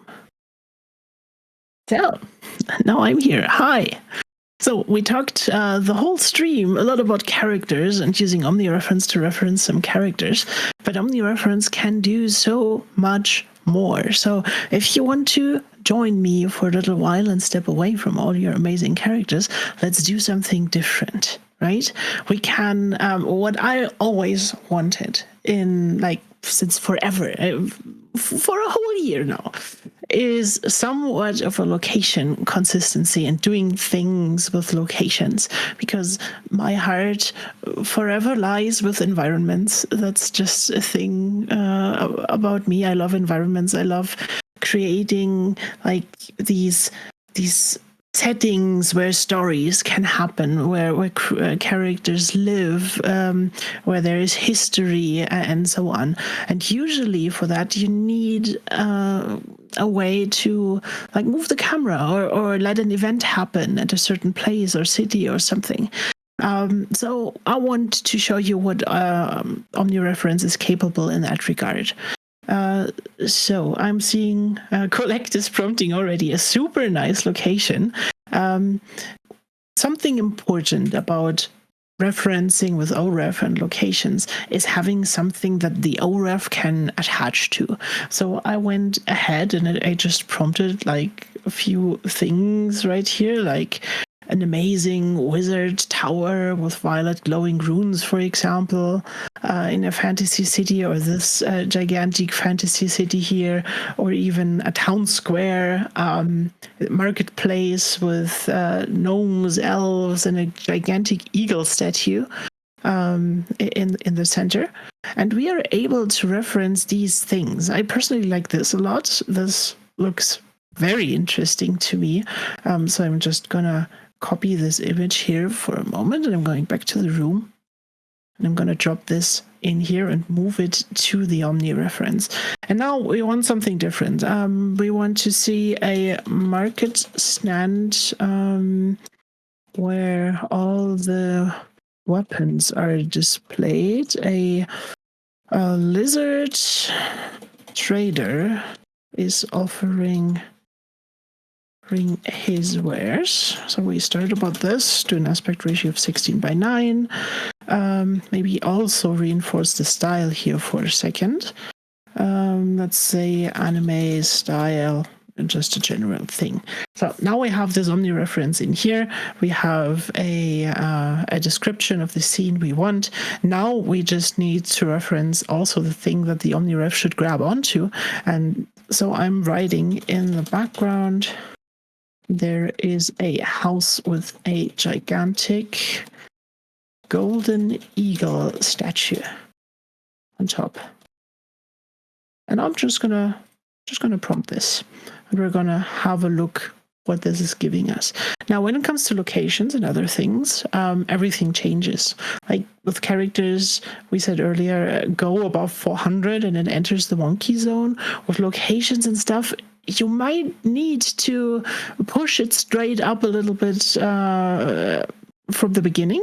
I didn't add any omni weight here, so we're just gonna go with a normal 100 and see what it gives me. And yeah, then we're gonna see what we can do with this. So just remember, this is the prompt. This is like the image that we gave it as an input.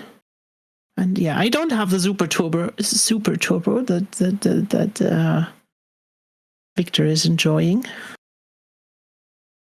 So it takes a little bit longer on my side, but we see already, if I go in this as it's rendering, we have the statue on top of a building, and we're now down to the floor. And this one looks like it could be really placed like at the bottom level of this area.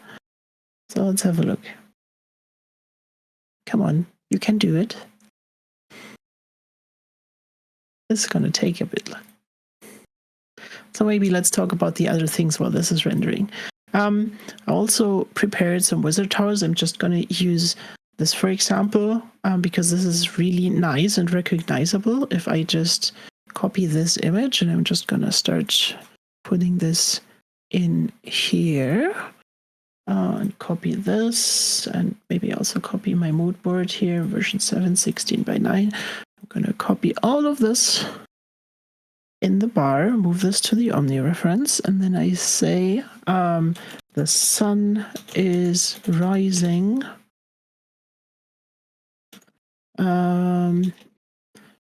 behind the fantasy city.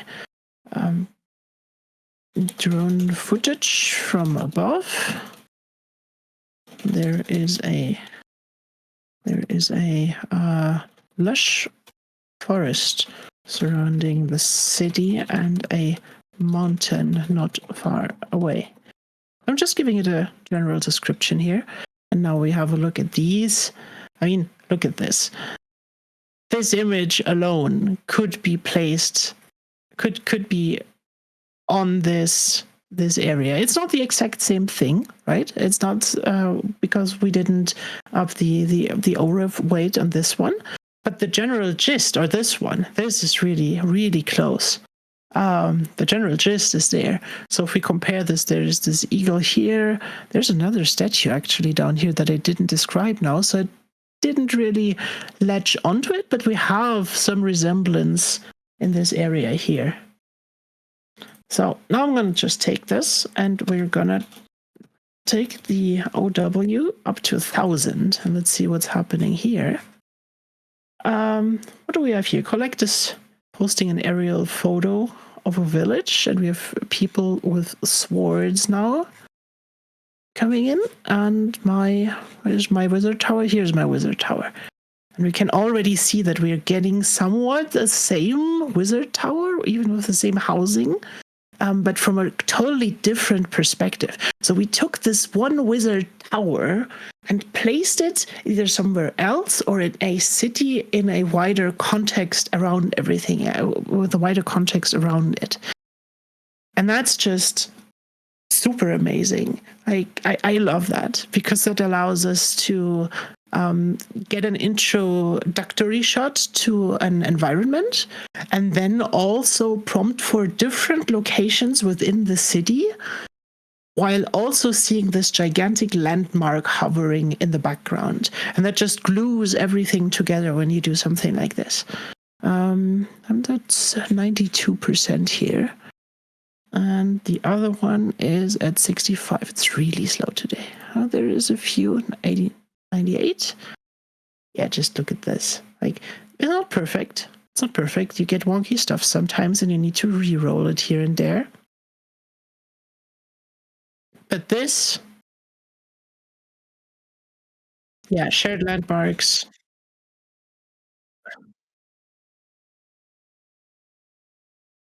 Like, okay, it's glowing blue up here, and the runes have different colors, but the type of runes, the type, like how it's built and how the general shape is, that stayed the same. And that is really, really cool. So we can use this to prompt different like locations now. And the same is true. Oh God, what is Lolo Soon up here? Lolo Soon is just prompting legal beagle statues now. In fantasy cities. Now here's my prompt with OREF 1,000, and there you see this landmark, this gigantic eagle statue, and you're just in a completely different street, like, or down to the level, to the floor level now, and even the statue below the eagle is now in here.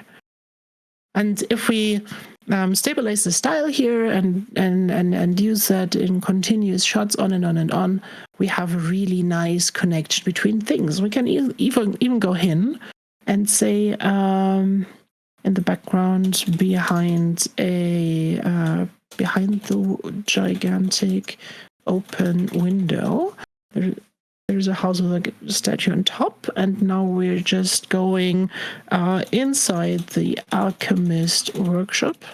There is shelves with potions, And now I'm also gonna add something as a style reference. Let's take some nice style. I don't know. Just looking through my library now to find something that I like. So let's take this, for example. Copy image. Just going to post this in as a style reference. Let's see what it does. Style reference will influence the image's style. And in the sense of OREF, it might also destroy it, but we're just going to experiment here for a second. I really want to change the style here. Where is the thing? Yeah, there is more villages and stuff going on. There's the Legal Beagle statues. This is crazy. Really nice. So that's one thing. And now that we can generate a different perspective from a city, we can also do really basic stuff like blowing a city up. So what I did here, for example, is prompt a gigantic ball of flaming energy falling down towards the fantasy Japanese-inspired city. That was for this special city. There's a gigantic endless tower reaching up to the stars. That's just details about what I originally wanted, but we can just take this. Actually, I don't think I need to modify it. Go back to my wizard's tower, or just take one of yours. There's a Scott monument painted white. Okay. Is there another location or city where you did something similar? No, I'm not seeing it. Oh God. There's a Miss Nameless being created in gigantic proportions. So let's go to the wizard tower. Let's take one of these. Let's take this one. I'm just gonna post this in here, and I'm gonna copy my prompt and post the prompt in here. And now the sun is not rising behind the fantasy city, and the lush forest is not of importance. What we are going is there is a giant explosion on top of the wizard's tower. It is an establishing shot from above and far away. And in the center, we keep just the spell for the wizard tower to keep this a little bit more in line with everything else. And I'm just going to prompt this one, and we should see how our wizard tower is now experiencing an explosion. And this works for weather conditions. This works for cloud formations, for different times of day, and so on. You get the gist of it. You can't just dynamically move or dynamically change your city or your location. And that's mind-blowing. For me at least, like that's what I wished for. It's not perfect yet, and I wished we had a better like a location, an additional location reference kind of, or a way to mark a location, just so that I can also prompt a character while I'm prompting for a location. But that's maybe something for the future. But for now, this allows us to do so much more. And there we are, getting slowly to our gigantic explosion fireball. And it's now also, of course, taking in the city here, because I added it as an image prompt. So it's going to draw from this, and it's adding the tower. And then we're going to have our energy ball. It's now behind the tower. But that's okay. There's something on top of the tower. And for this tower, we didn't even need to go to high OmniRef values, right? Yeah, I got this idea from a pen and paper roleplay session last week, where one of the characters, there was a friend, just suddenly turned on my group, and they just unleashed the most amazing and powerful spell that was ever seen in the world, which is basically getting a star from the sky and dragging it down to the ground. So I wanted to visualize this, and that led me here. And this is looking pretty good. This is, yeah. Yeah. Yeah, no, stop. Yeah, yeah, right. It's crazy. So, let's have a look. We saw these, and that's all good.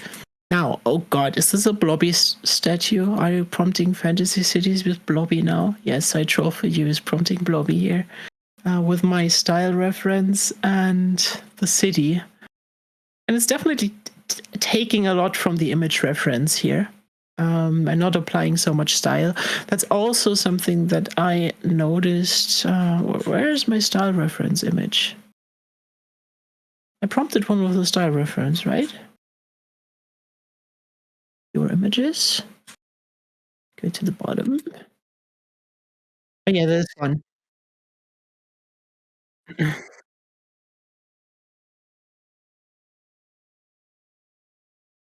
Oh, I didn't think about that.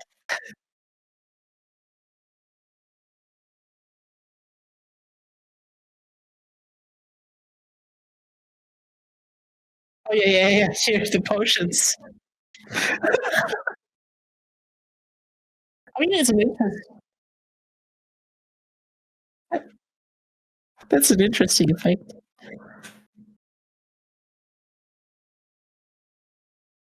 Yeah, right.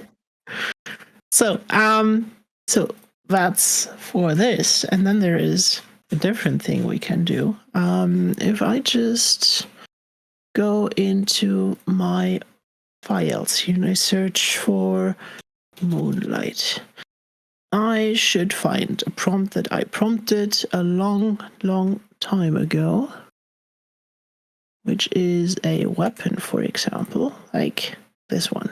And I love this sword. I just love it. It looks so cool. So now with OmniReference, we can just take the sword, post it in here, and just say inside an ancient temple there is the altar of moonlight. And I personally like to, with version 7 specifically, to just start my prompts as if I'm writing a description for a script or something, or even a little bit more dramatic things, because V7 is able to understand it. And I personally have the feeling, that's a feeling now, not valid knowledge. If you do that, it somehow subconsciously below the surface induces some kind of dramatic prompting. I don't know. It's my feeling. Maybe if people want to test it, try it out. Try out different versions of prompting and writing prompts. It's really interesting what you can get in version 7 for sure. And my personal feeling is it works. So I'm going to do that. Inside an ancient temple, there's an altar of the moon.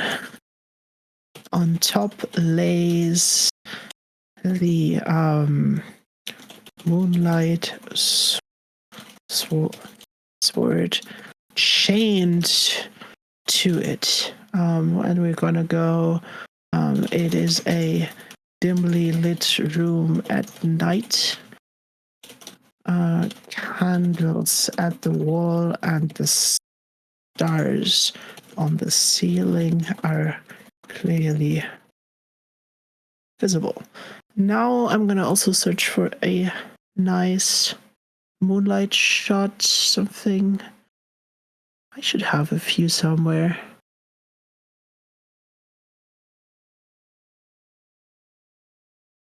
I typed in moonlight, right? Yeah, I did. Well, let's go for her, for example. Why not? Take just one of these. Because this has just the coloring and the edge lighting and the moon there that I really, really like, I'm just going to take this and plonk this in as a style reference for now. I'm going to go AR16 by 9, an OREF weight of, let's go with 500 for a start. Stylize, I will do, go with 400 at the moment. And that should be it. And then we will see what we're actually getting. So now I'm mixing a text prompt that describes my background and the location, with an omni reference for an item, and a style reference with a person. So this will be interesting to see which one of these is taking the biggest role in generating this image. And we have to then, if you do something like this, you have to balance all these values against each other if it isn't working. But this looks already really promising. We're getting definitely an temple and an altar of some sorts. Not so much moonlight yet. Looks more like a door.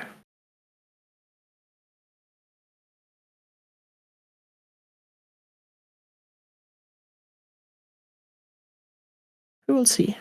Let's have a look what you guys are doing in the meantime. I'm seeing bunning and seeing lace chips laying on a ship from Lolo soon. That's a lot of lace. Oh my god, it just did the logo perfectly. What? Is that what's lace?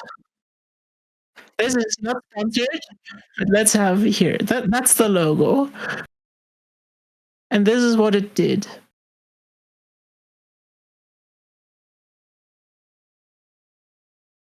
That is impressive. Oh, and a fire spitting bunny. I love that. What else do we have here? We have towers. Oh, we have the blobby statues. Oh my god.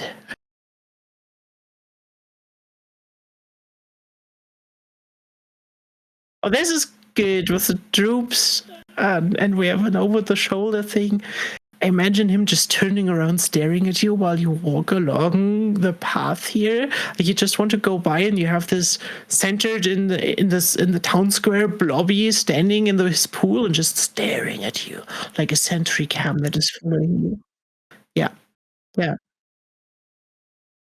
that's really good. Yeah, even the shadows are consistent, and the distortions are correct on this one. So that's really nice. So let's go back. Where's my moonlight sword? Oh yeah, look at this. There we have the moon and the sword. Candles. So what I'm seeing here is that we have a lot of realism influence in this one. So the style is not really followed through. Maybe it also can't really identify this one. The sword is also not strong enough. So I'm gonna go in here. Just gonna up the OW to 1000 just for the moment, and then do the style weight also to 1000. And now we're gonna let these values fight against each other. I encourage everybody to just sit down for an hour or two and play around with all the values you have in version 7. Just work on one prompt instead of 10. And just play around with all the values. That will teach you so much on how to balance them that you will have a much, much, much easier time when you continue prompting afterwards. As I said in my own workshops in the past, balancing all the reference strengths is really important to not get stuck.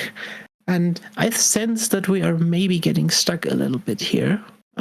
So I'm just gonna do another prompt here for a second. I'm gonna in here, just prompt there. I'm gonna reinforce the anime style through words. And I'm also gonna add --exp1. And now I'm gonna do a multi-prompt. Not a multi-prompt, but I don't know how it's called. It's multiple prompts in one. So if you do these curly brackets here, and you just do 1, 2, 3, 4, it's going to send 4 prompts. And every single prompt is going to have one of these different values for the EXP version. I'm just going to send this now. If I scroll down, you will see I just submitted 4 prompts. Sadly, the EXP, oh, it's showing now. Yeah, you see it, there is EXP 1, 3, and there's 4. So it's all of them. Limitations. That's the word, right? Permutations. And we're gonna have a look at that. Oh, getting interesting. It's just taking a bit right now. We still have a sword on top of an altar, but it's still trying to reinforce the standard, like kind of 3D look that version 7 gives me personally a lot. I could try to lower the stylize again on this too. So I'm just gonna do this again because stylize is very strong in version 7 and we don't want it to overpower our other prompts. Maybe also just my style reference isn't the best here. We could go in and just take another style reference. I posted last week something for you guys to play with. I need to go scroll back to last week. Let's go. Where? This one. No. Yeah, this was it. Just gonna copy my prompt here, post it in here, and just copy out the sref.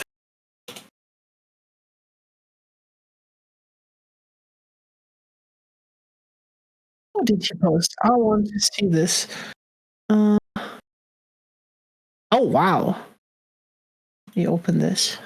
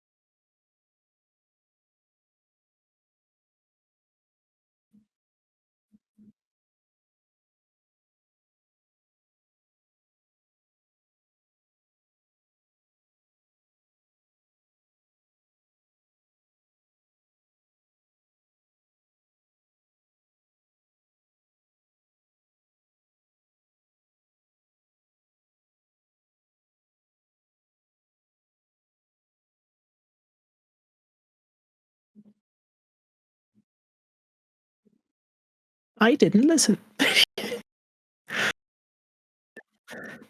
I was concentrating on building a new prompt, but my generations, my generations went through, and we can clearly see, yeah, the weapon, it is here, but like the style is not really consisting through this, which is fine. We're just gonna change it up. But I like these scenes. We're basically also able to take these scenes and just style transfer them later. I just really want to try to reinforce things now. What is this one here? This is the one where we changed the stylize back to 100, right? And then I also added one here with all these style references that are just like comic anime style. We can see immediately on these one at least that we have a more drawn style. And the sword is still glowing in its color and stuff. So, oh, look at this. This is looking good. Yeah, we have the chains and it's hovering and the moonlight is coming in. So you kind of play around with these and do a little, can do really awesome things with these items. Come on, I just want to show the final thing. Yeah. Yeah. Yeah.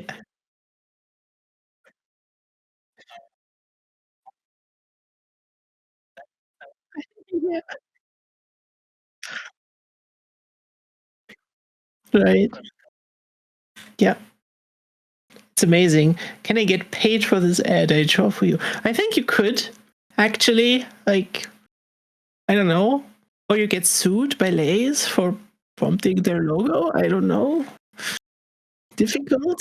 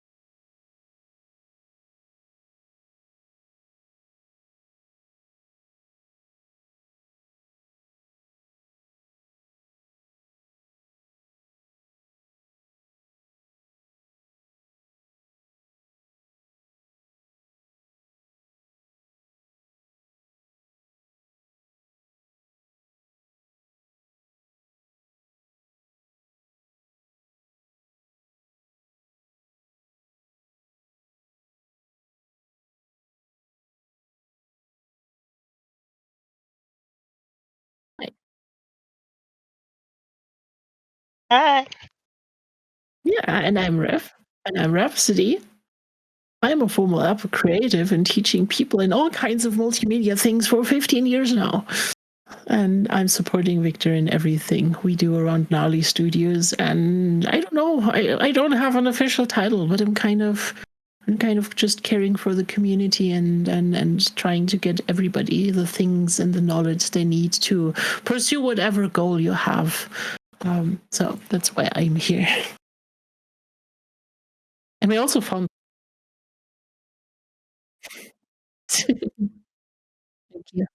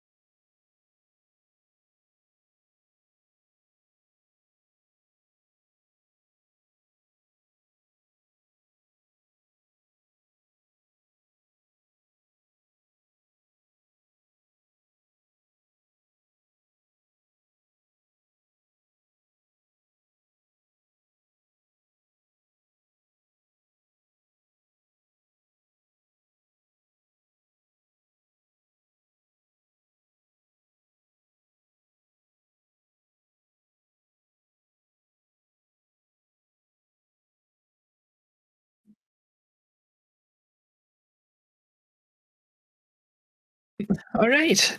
In the background, I constructed another prompt to demonstrate how to use props with your characters. So what you're seeing here is an old image that I created from my main character, Ryo, where she's holding like this blue water energy sword.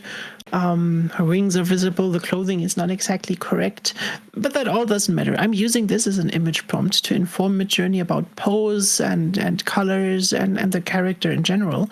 Because for the Omni reference, I wanted to use the same sword that we used previously. And my prompt is, the young girl is holding a sword, which is what we want. And then I added the spell for my character. So a spell, what I call a spell, is a very stable description of a character. And it basically allows you to create a character without any references. And for Ryo, it's really, really, really extremely stable. Her spell is she's a MOE anime character with long white hair and bright blue eyes. She's wearing black and round glasses that are perfectly round. Yes, the double round here is important for version 7 to really solidify the roundness of the glasses. Long white hair, bright blue eyes, few feathers in the hair, wearing a red kimono, blue shirt, black baggy pants and sandals, and she has red and brown angel wings. Then I just added anime style just to solidify that style again. I'm going to start here with an Omni weight of 100, and then we will see if she actually holds the sword. And this one should be a really easy one. We have to balance the weight of the image versus the weight of the Omni reference of the sword and the words here. We're starting out now here with a weight of 100 for the Omni reference. I didn't say anything about the image, so the image weight will be 100. 101. It will be 1. And if this doesn't work, we will have to play around with the values a little bit. This is already looking pretty good. The character is definitely coming through. So let's see. Sometimes she's getting demonic wings. If I do this, like leathery wings and stuff. But we will see. The benefit of doing this approach, where the character is in the image reference and the item you want is in the Omni reference, is that the item will be consistent, which is usually very hard. Also, my sword is probably very hard to use. And the character will be somewhat correct, and you can inpaint these with the C-revs in the editor functions. Because we don't have inpainting in V7 yet, we need to do it this way around. And so start with the item you want the character to hold, and then inpaint whatever you need for the character. Like here she's getting somewhat these goggles that I don't like, so I would outpaint these. Yeah, this is already looking good. The sword is somewhat looking correct. It's a bit longer than what I would expect, but the character is pretty stable here. These are actually all kind of okay, but I wish we had a little bit more of the item in there. So I'm just gonna go in here and increase the Omni weight to 500. I personally like doing big steps with the Omni reference weight and just get a feel for what is too much. I try to do a big step and then halve it and then decide, do I need more or less, and do half the thing again and so on until I reach the correct amount. Yeah. No, wait. What are you doing here? Canned goods. Our physical reality, one of many test tubes cultivating consciousness. Metaphysical laboratory, rainbow organic, asymmetrical, geometric chemicals. Stunning. Fine details. With an omni reference that looks like this, which is really weird. Okay. Interesting. And we have an image reference, which looks like this. Oh god, I get nightmares from these things. But the output is absolutely beautiful. Look at this. That's nice. Yeah. Oh, here we're getting somewhere. This is looking amazing already. I can see the sword. And everything else about her character is almost perfect. This will be the one, I guess. Then, of course, yeah, we got a lot of things where swords are just swords, where she doesn't really hold it, it's not really visible. That's just things that happen still. Like, it's not going to give you perfect results with items and locations every single time. But if you re-roll it a few times, you usually get something where the item is actually shown. And yeah, I don't think we need to go further than Omni weight 500 there. Yeah, just look at this. It's the correct sword. It's a nice style. We can just take this image and then start in painting her. So I'm just gonna go in here, delete the Omni reference like Victor has shown previously, going down to Niji6 in this case, removing version 7. And here I'm also gonna have my profile on because I like my Niji profile. And I'm just gonna search for better reference for her. For example, this is okay. Let's take this image. I'm just gonna post this.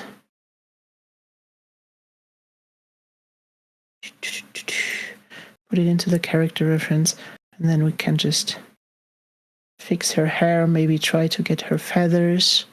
I'm removing the sword here.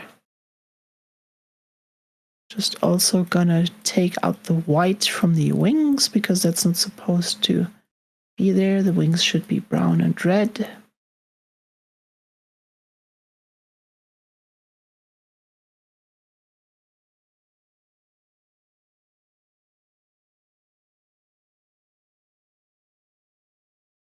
Oh, because of the green again. Yeah. So, yeah, let's just send this.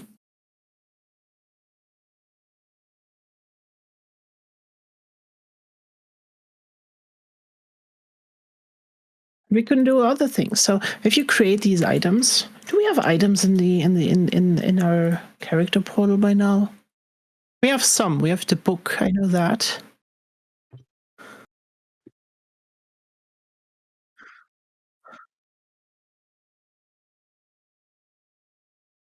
Yeah. We don't have props. We have locations. We have character designs. We have Western sci-fi flora, gods, but we don't have props. So we should add that because I want to see all these artifacts.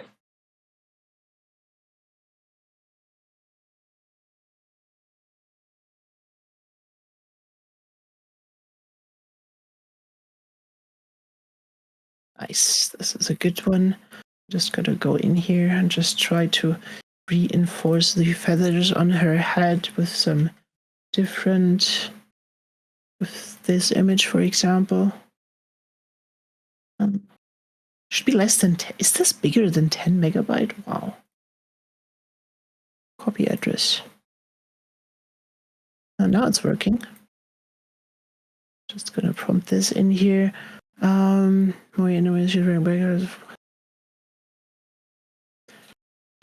There is 3 feathers sticking out of her head. So we're just gonna add this.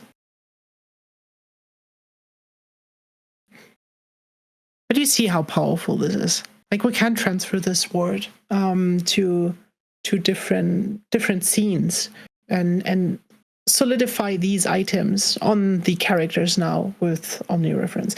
Of course, it would be better if we could do it the other way around and in-paint things, and that will for sure be a feature in the future. But for right now, we have to deal with the limitations we got. I'm not really getting the feathers here. So I might just try it again, just outpaint a bigger area here.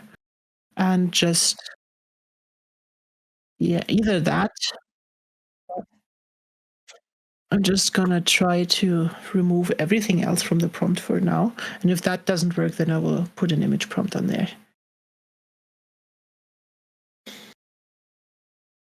And if that doesn't work, then I'm gonna just give it back to you.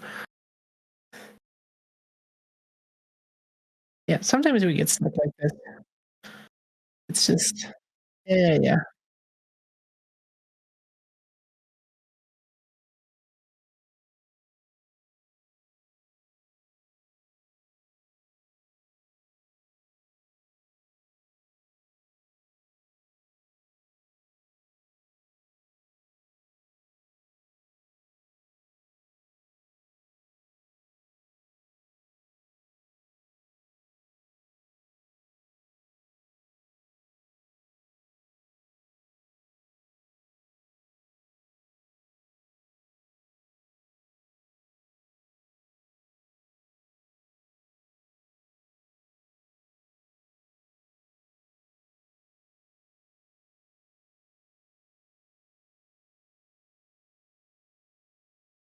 Oh God.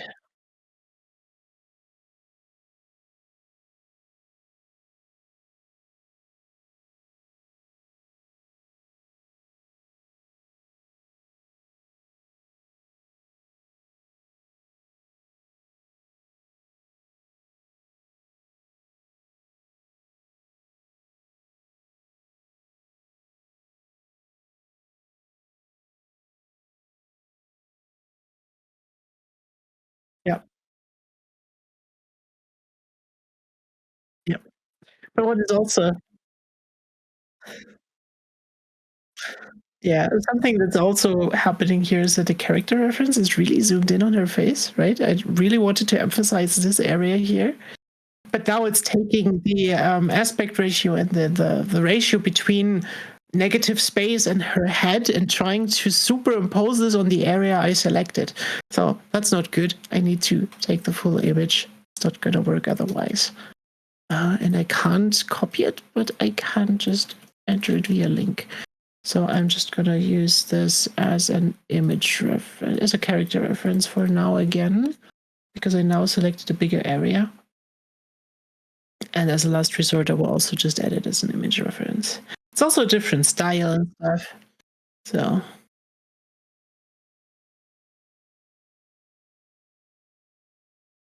yeah.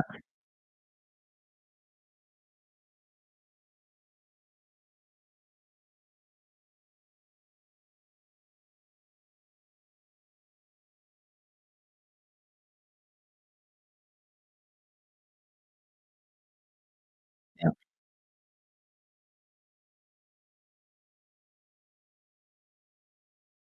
Yeah. Her hair is definitely better here than it was before. I like that.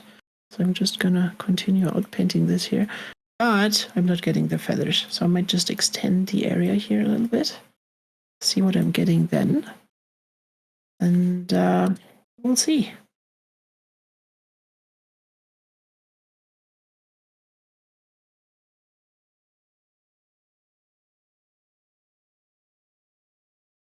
So yeah, it's an iterative learning process for everybody, even us.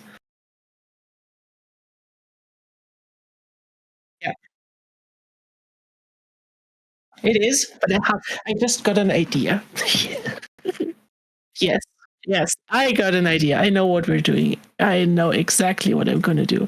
I'm searching for a really nice image of her that I have somewhere in my library where the feathers stick out nicely like they do here. Let's confirm this. She's looking frontal at us.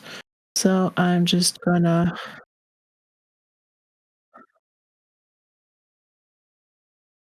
not really, not really.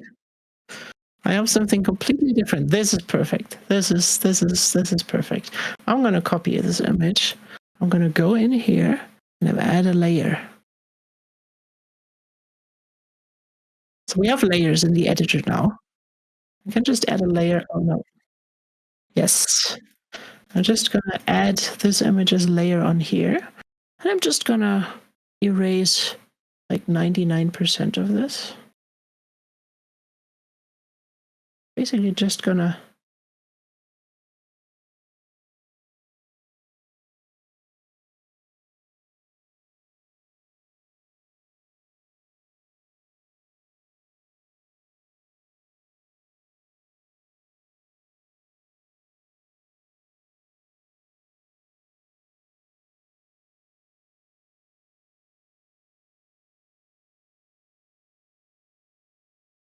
yeah.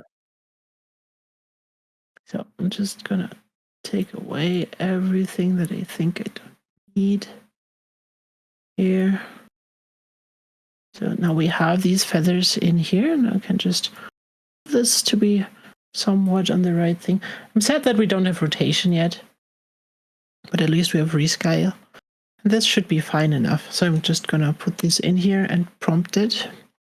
And it's now just gonna mix down these feathers onto the image because I don't have any area that is not selected, like that has no pixel info.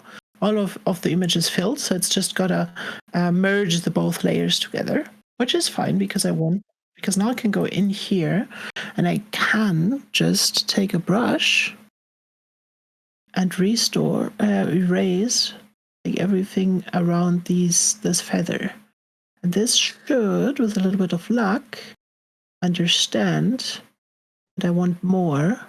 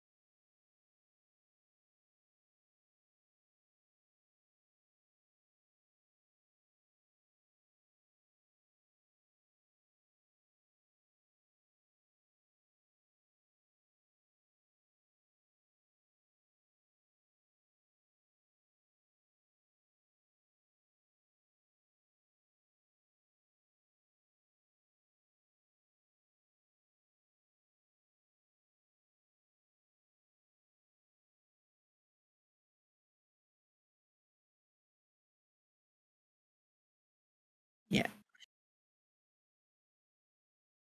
Yes. Yeah, this is already looking really good, for example. It's not perfect. I could have chosen better ones, but I'm happy with these for now. What I would do now, usually I'm gonna download this image. What I can do now is save the current edit. Now I have this image, right? So I can go back and I'm happy with that image. And if you're happy, that's all totally fine. But I can go back to where we prompted this and just use the same thing again, but instead of this image prompt, I'm going to use the image we just created. And now I have double the reinforcement.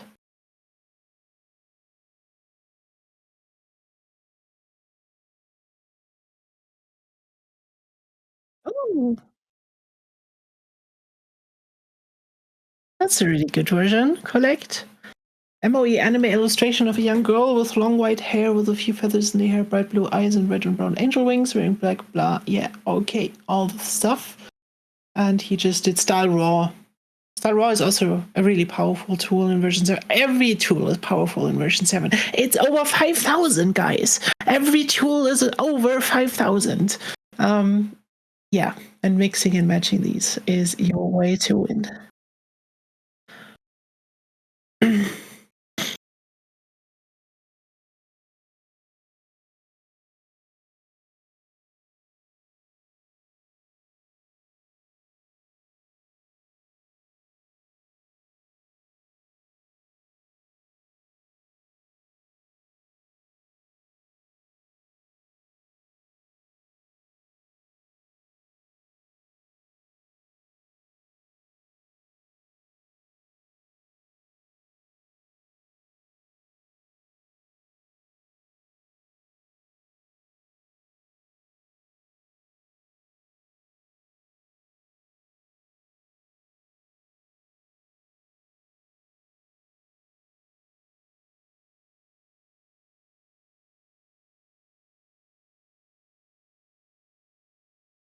Yeah. And especially if you find something that you want to talk about, or where you find a problem that you want us to have a look at and solve, or to report some weird case, this is also an area where you can do it. Like we can, like, you can write Kinky, you can write us, you can show it to us in the workshop, and if it's really a problem or if there is feedback that can be used, it will of course be heard. So this is not too specific to us here presenting. So it's available to everyone. There's also the ideas and was it features, ideas and features channel on this Discord, where you can write your thoughts into it and your wishes. And people are actively reading those. So never hesitate to give your feedback in one or the other way. You don't need to be a streamer on a stage to be heard. Yeah. Which, yeah,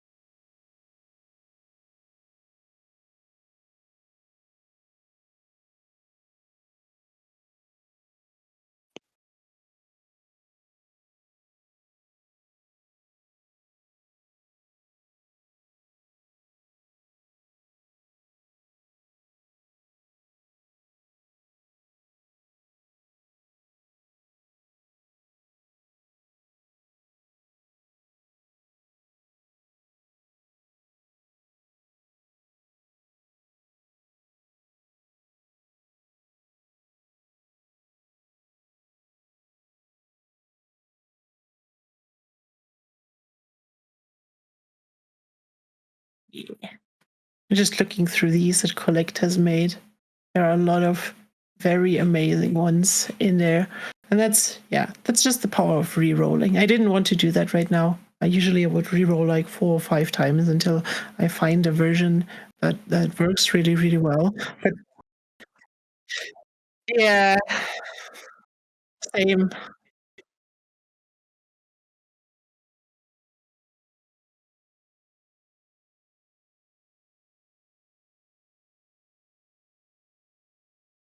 Yep,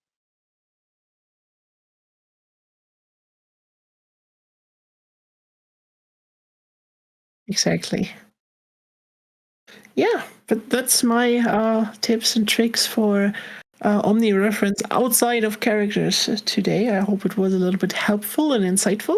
And I'm gonna give it back to you, Victor.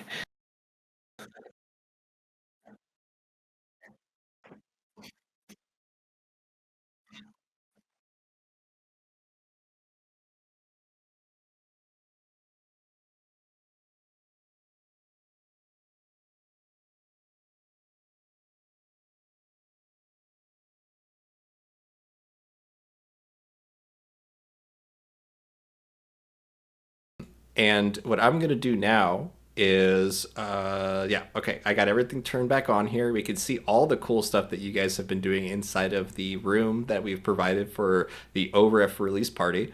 If you do not know where that is, you can find links for it inside of VC Text, as well as links to the server and various other cool things that we're doing. This is also the 2,000 member celebration stream. We will be finishing a comic here at the end of the, like, we're probably going to do that now, actually.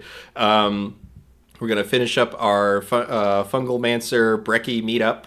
I keep calling them verses, but I want to make more and more hangouts between 2 characters or 3 characters from the character portal. So join up there, submit your characters, and they may end up in a comic or a video that we release. So now what I'm going to do, though, is I'm just going to turn off the OREF room for a moment.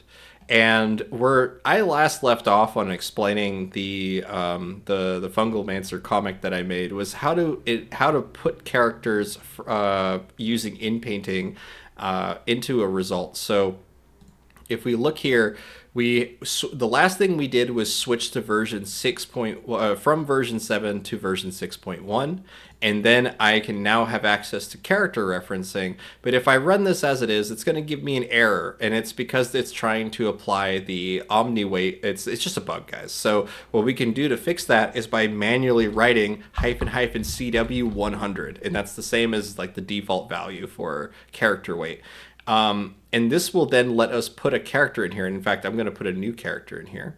We want to keep this as the style reference, but we're going to put a new character in here. Let's do, I think it was Autumn that I was going to, yes, Autumn Starlight. Inside of our character portal, you'll find links, poses, character references, the backstory of the characters, all that sort of stuff. It's all entirely optional for you guys to submit.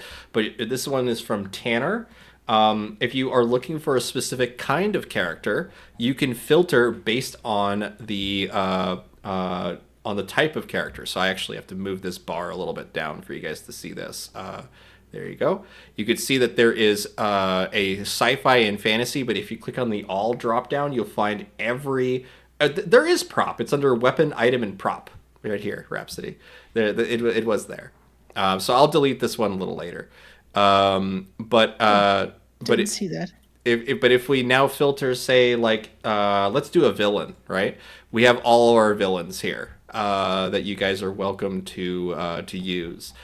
We also have we have all sorts of different characters here, but we're gonna go with Autumn on this one. If you do know the exact name of the character, I will say it's a little annoying to do the search up here because you have to have the exact name of the character, at least for the start of it. So we're gonna do Autumn. Gonna grab Autumn here. I'm gonna borrow the primary pose because OmniReference only allows one image, so we're just going to use the primary pose image. If we use the character sheet, the full turnaround here, then there's a good chance that 4 versions of her will show up inside of the image, and the words Autumn Starlight will show up somewhere too.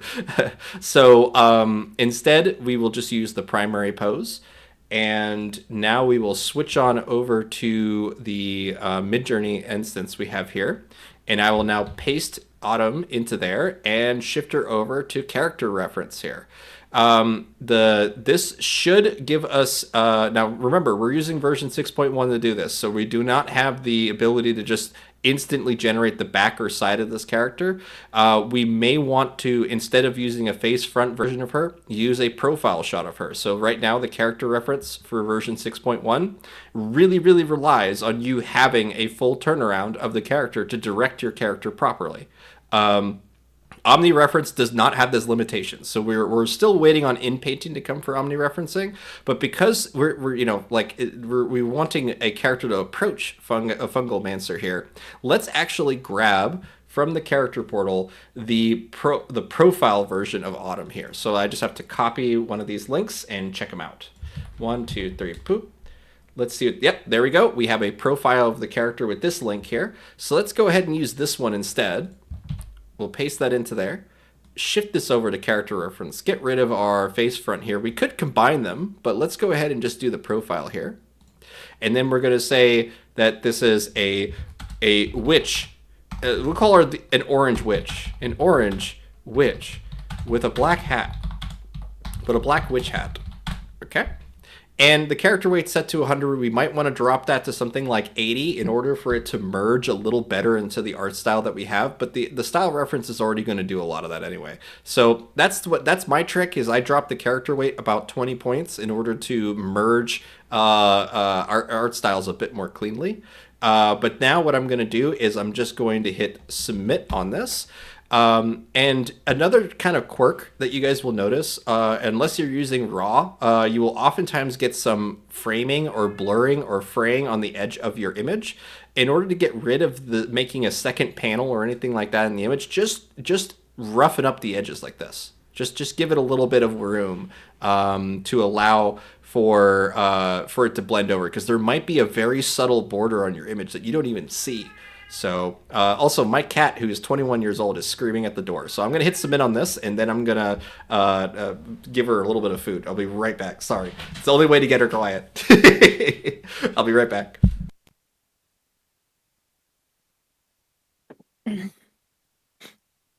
This is the correct time to remind everybody. I'm just going to go big here for a second. Go big or go home. Yeah. I just want to remind everybody. Kinky told you about prompt battles, and you should go there. 100%. Do it. It's fun. And if you want, you can prompt all day screaming cats. That's fine. Might even get a few points more because people just love cats. Mm-hmm. You know? Mm-hmm. So do it. Yeah. Do you know what the picture I posted is of? Just posted what? No. I posted a picture in the chat. Do you know who it is? Well, I posted like I 6 don't pictures know. in the chat. The face is familiar, but I don't know who it is. Yes, it is familiar to most people. Let's see. But nobody knows who they are. Who is it? Who is it? Who is it? Let's see. It's Screaming Cat. Oh, DB Cooper? Is that DB Cooper? Yeah. So, yeah. I made DB Cooper from the only known image of DB Cooper using Midjourney. I've been making police sketch artist photos into real people. That's awesome. Yeah, I'm always curious, like, how people can use line art and then flesh out that line art. But that's the one thing I haven't had time to experiment with, is just how to make how to get Midjourney to finish your line art and see how you can incorporate line art with omni referencing. So if I'm going to give you guys some homework, I would love for you guys to take a 2D black and white illustration of some sort, just raw line art, and try to see if omni-referencing can be used to fill in the color gap, like the colors of that line weight. I imagine that with a higher weight, you guys might actually be able to do it. I haven't experimented with it myself. Okay, all right. Now that my 21-year-old cat is satisfied, and you guys can stop memeing with screaming cats, I wanted to show you guys this. So we did our in-paint with a character reference of Autumn, and you could see we got a generic kind of witch character. There's a couple of things that we have to take into account, which is the fact that we use the slightly lower character weight with version 6.1 in order to retain, in order to merge these art styles a bit, but it screwed up the colors of things. And in my tutorial that I'll be getting into for omni-referencing, I'll be posting it on the Gnarly Studios server sometime this weekend. I get into how to compartmentalize this stuff so that you're not having to just constantly make these little corrections. In fact, it's cheaper to reroll, and it's easier to get results faster with rerolling, and it's even cheaper to do color correction. So we can't do color correction in Midjourney, and I'm not going to get into all that stuff with Photoshop. We're not opening up Photoshop today, but I will be showing you guys how to make these corrections. So for example, we see that she has orange sleeves and is wearing black, so we need to just in paint where it's wrong.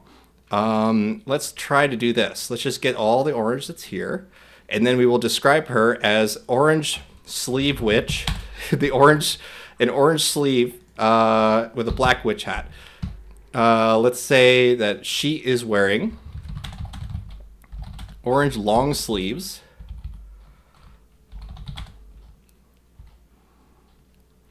The sigh of the sigh of relief from those 5 people that leave when Photoshop is mentioned. Right? Yeah, I always get a drop in audiences, and now, granted, they probably already left because we're at 53 instead of the 69 we were earlier. But like, what I'm gonna do here though is now that we have her in the scene, and we're happy with the quality of her in this moment. At least I am happy with this. I'm gonna bump this up to just 95 on the character weight, and we're gonna see if we're able to fix the just by making a correction to the prompt here. And then I'm gonna hit submit on this. But there's a very important thing that I wanted to show you guys with this process, which is how we're gonna finish the comic here. Now I expect the result that we're going to get off of this is going to be correct in terms of matching the character design. But what we want to do is we want to continue this moment. We want to use omni-referencing to actually try to build a moment, build a scene, and direct these 2 characters in real time using Midjourney's new omni-referencing. So these are almost done here. Let's see, just a second. They will click into place, I think, as soon as they're ready. And boop, yep, okay. And yes, now she has the black hat and the orange sleeves. There you go. Okay, perfect. There she is. So now the only thing that we have to do, we have this result. Let's go ahead and use this with version 7, okay? So we will pop ourselves to version 7. We will now set this image as the Omni reference. I'm going to set that Omni reference to, I have it set to 250. That's fine. That's what I use for the rest of the comic here. And then I'm going to describe this scene the same way that I described it for the other comic here. So let's see here. Where is that? Right here.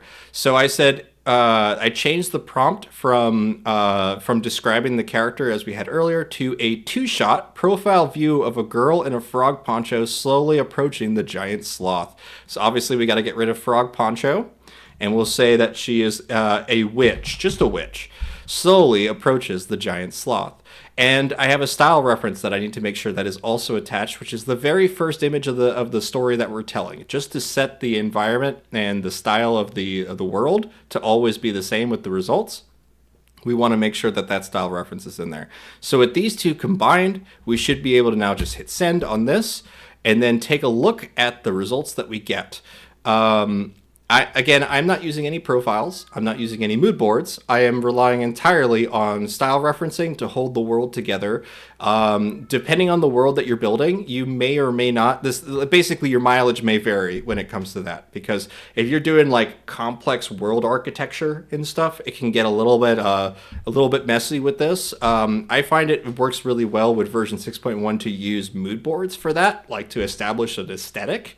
But like, for example, if you wanted to do like some Art Deco environment, right, then it probably makes more sense to have an Art Deco mood board than it does necessarily to just use a style reference, especially if unless you're very, very specific on the kind of image you're building here.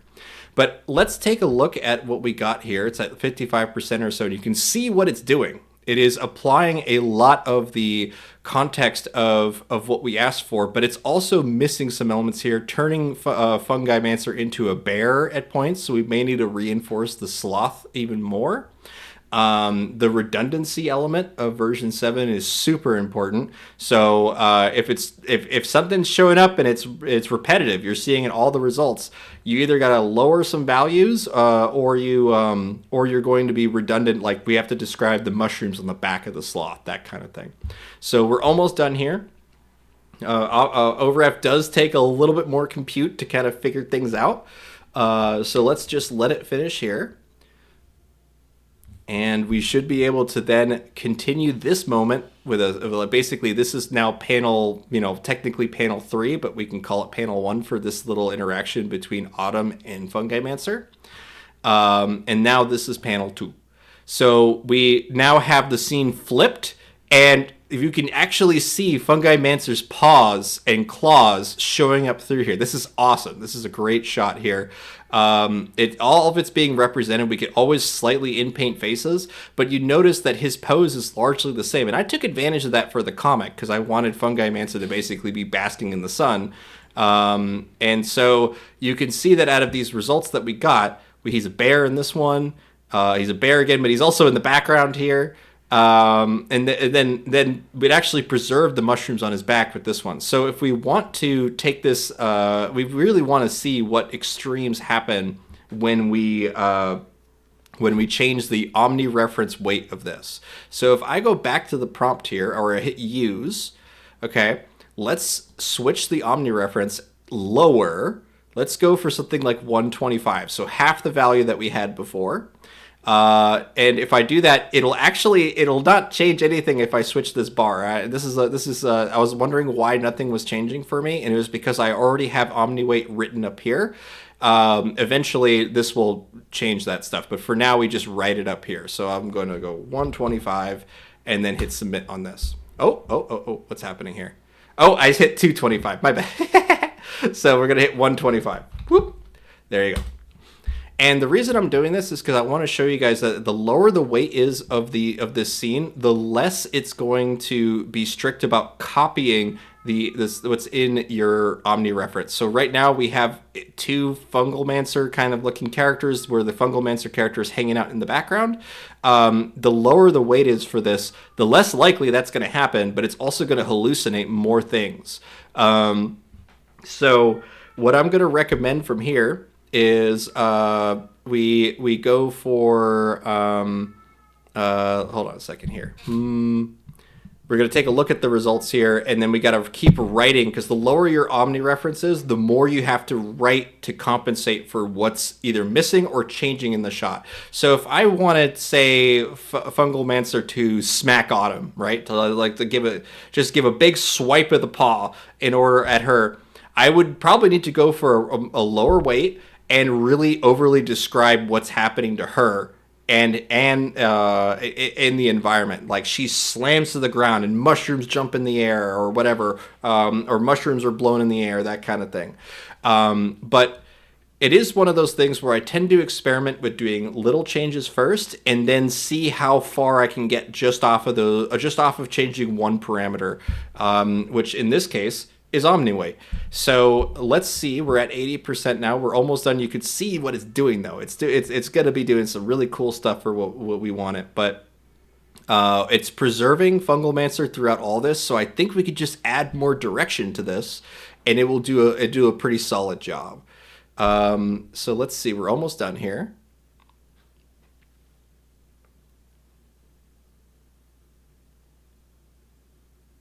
And done. Okay.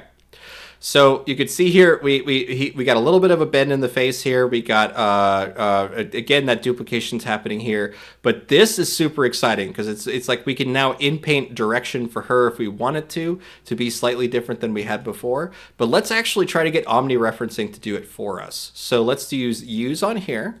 And then say 2-shot profile view of a girl slowly approaching the giant sloth. Let's change that up. Let's do a 2-shot. She is, instead of getting Spectre, let's be a little nice to her. Let's do she is being hugged by a giant sloth because we noticed that there was mushrooms missing from his back, right? So with moss and mushrooms on its back, on the giant sloth's back, again, be redundant. It's okay. No one's going to be grading your English here. 2-shot, she's being... But sorry?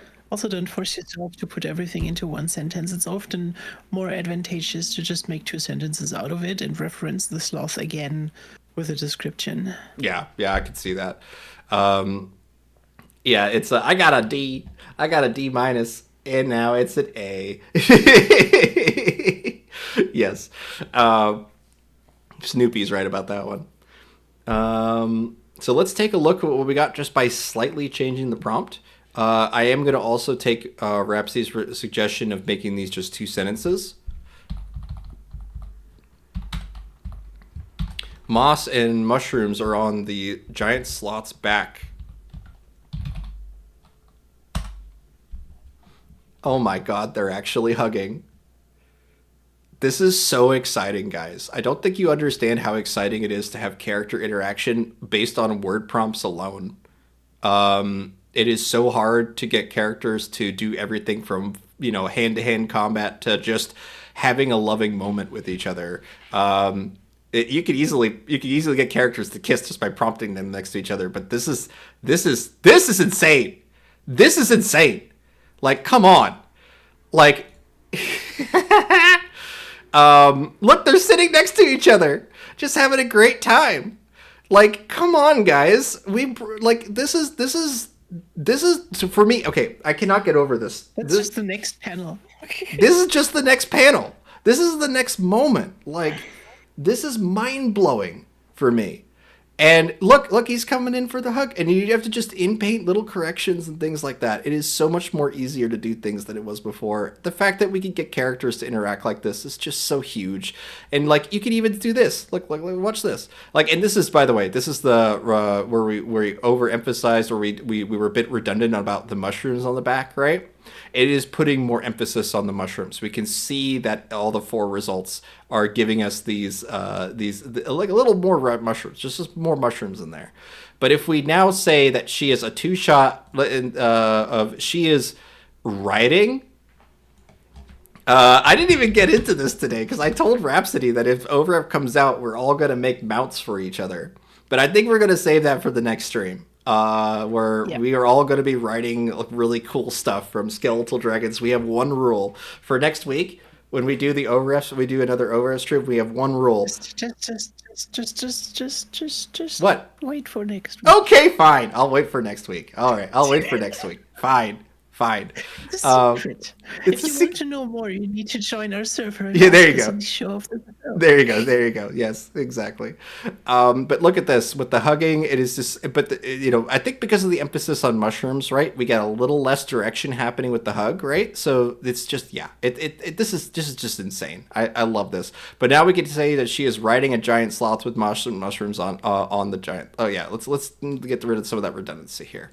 She is riding the giant sloth with moss and mushrooms on her back. I just want to see what this does.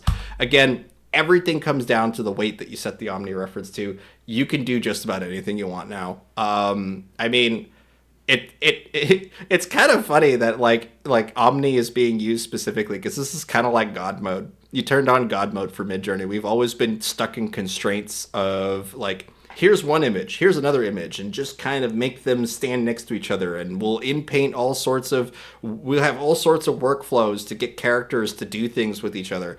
We don't need that anymore. We can just tippy-tap our way to success. Look at this. Look what it's doing. Hold on. It's getting there. And look at that. Even if it's blurry, I don't care. This is just insane. Yeah. This is just... This is so good.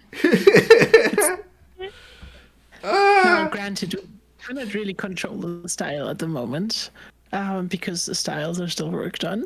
But imagine this in a few weeks when we have the style control and the mood boards again that work properly. This will get better than it's now. Thanks for coming, Clarinet, and we really appreciate all of our mods here for knocking it out of the park, for taking care of everybody, especially when things are like kind of, anytime there's updates, anytime there's changes, there's always going to be bugs and things that have to get squished. So thank you guys so much for kind of handling everyone's requests and frustrations and stuff. Also, Clarinet is kind of handling a lot of the learning resources and tutorials and stuff that you find here on the server. So if you ever used anything like that, I would say just answer her message there and type thank you. Right. You definitely thank Clarinet. She deserves it. Done.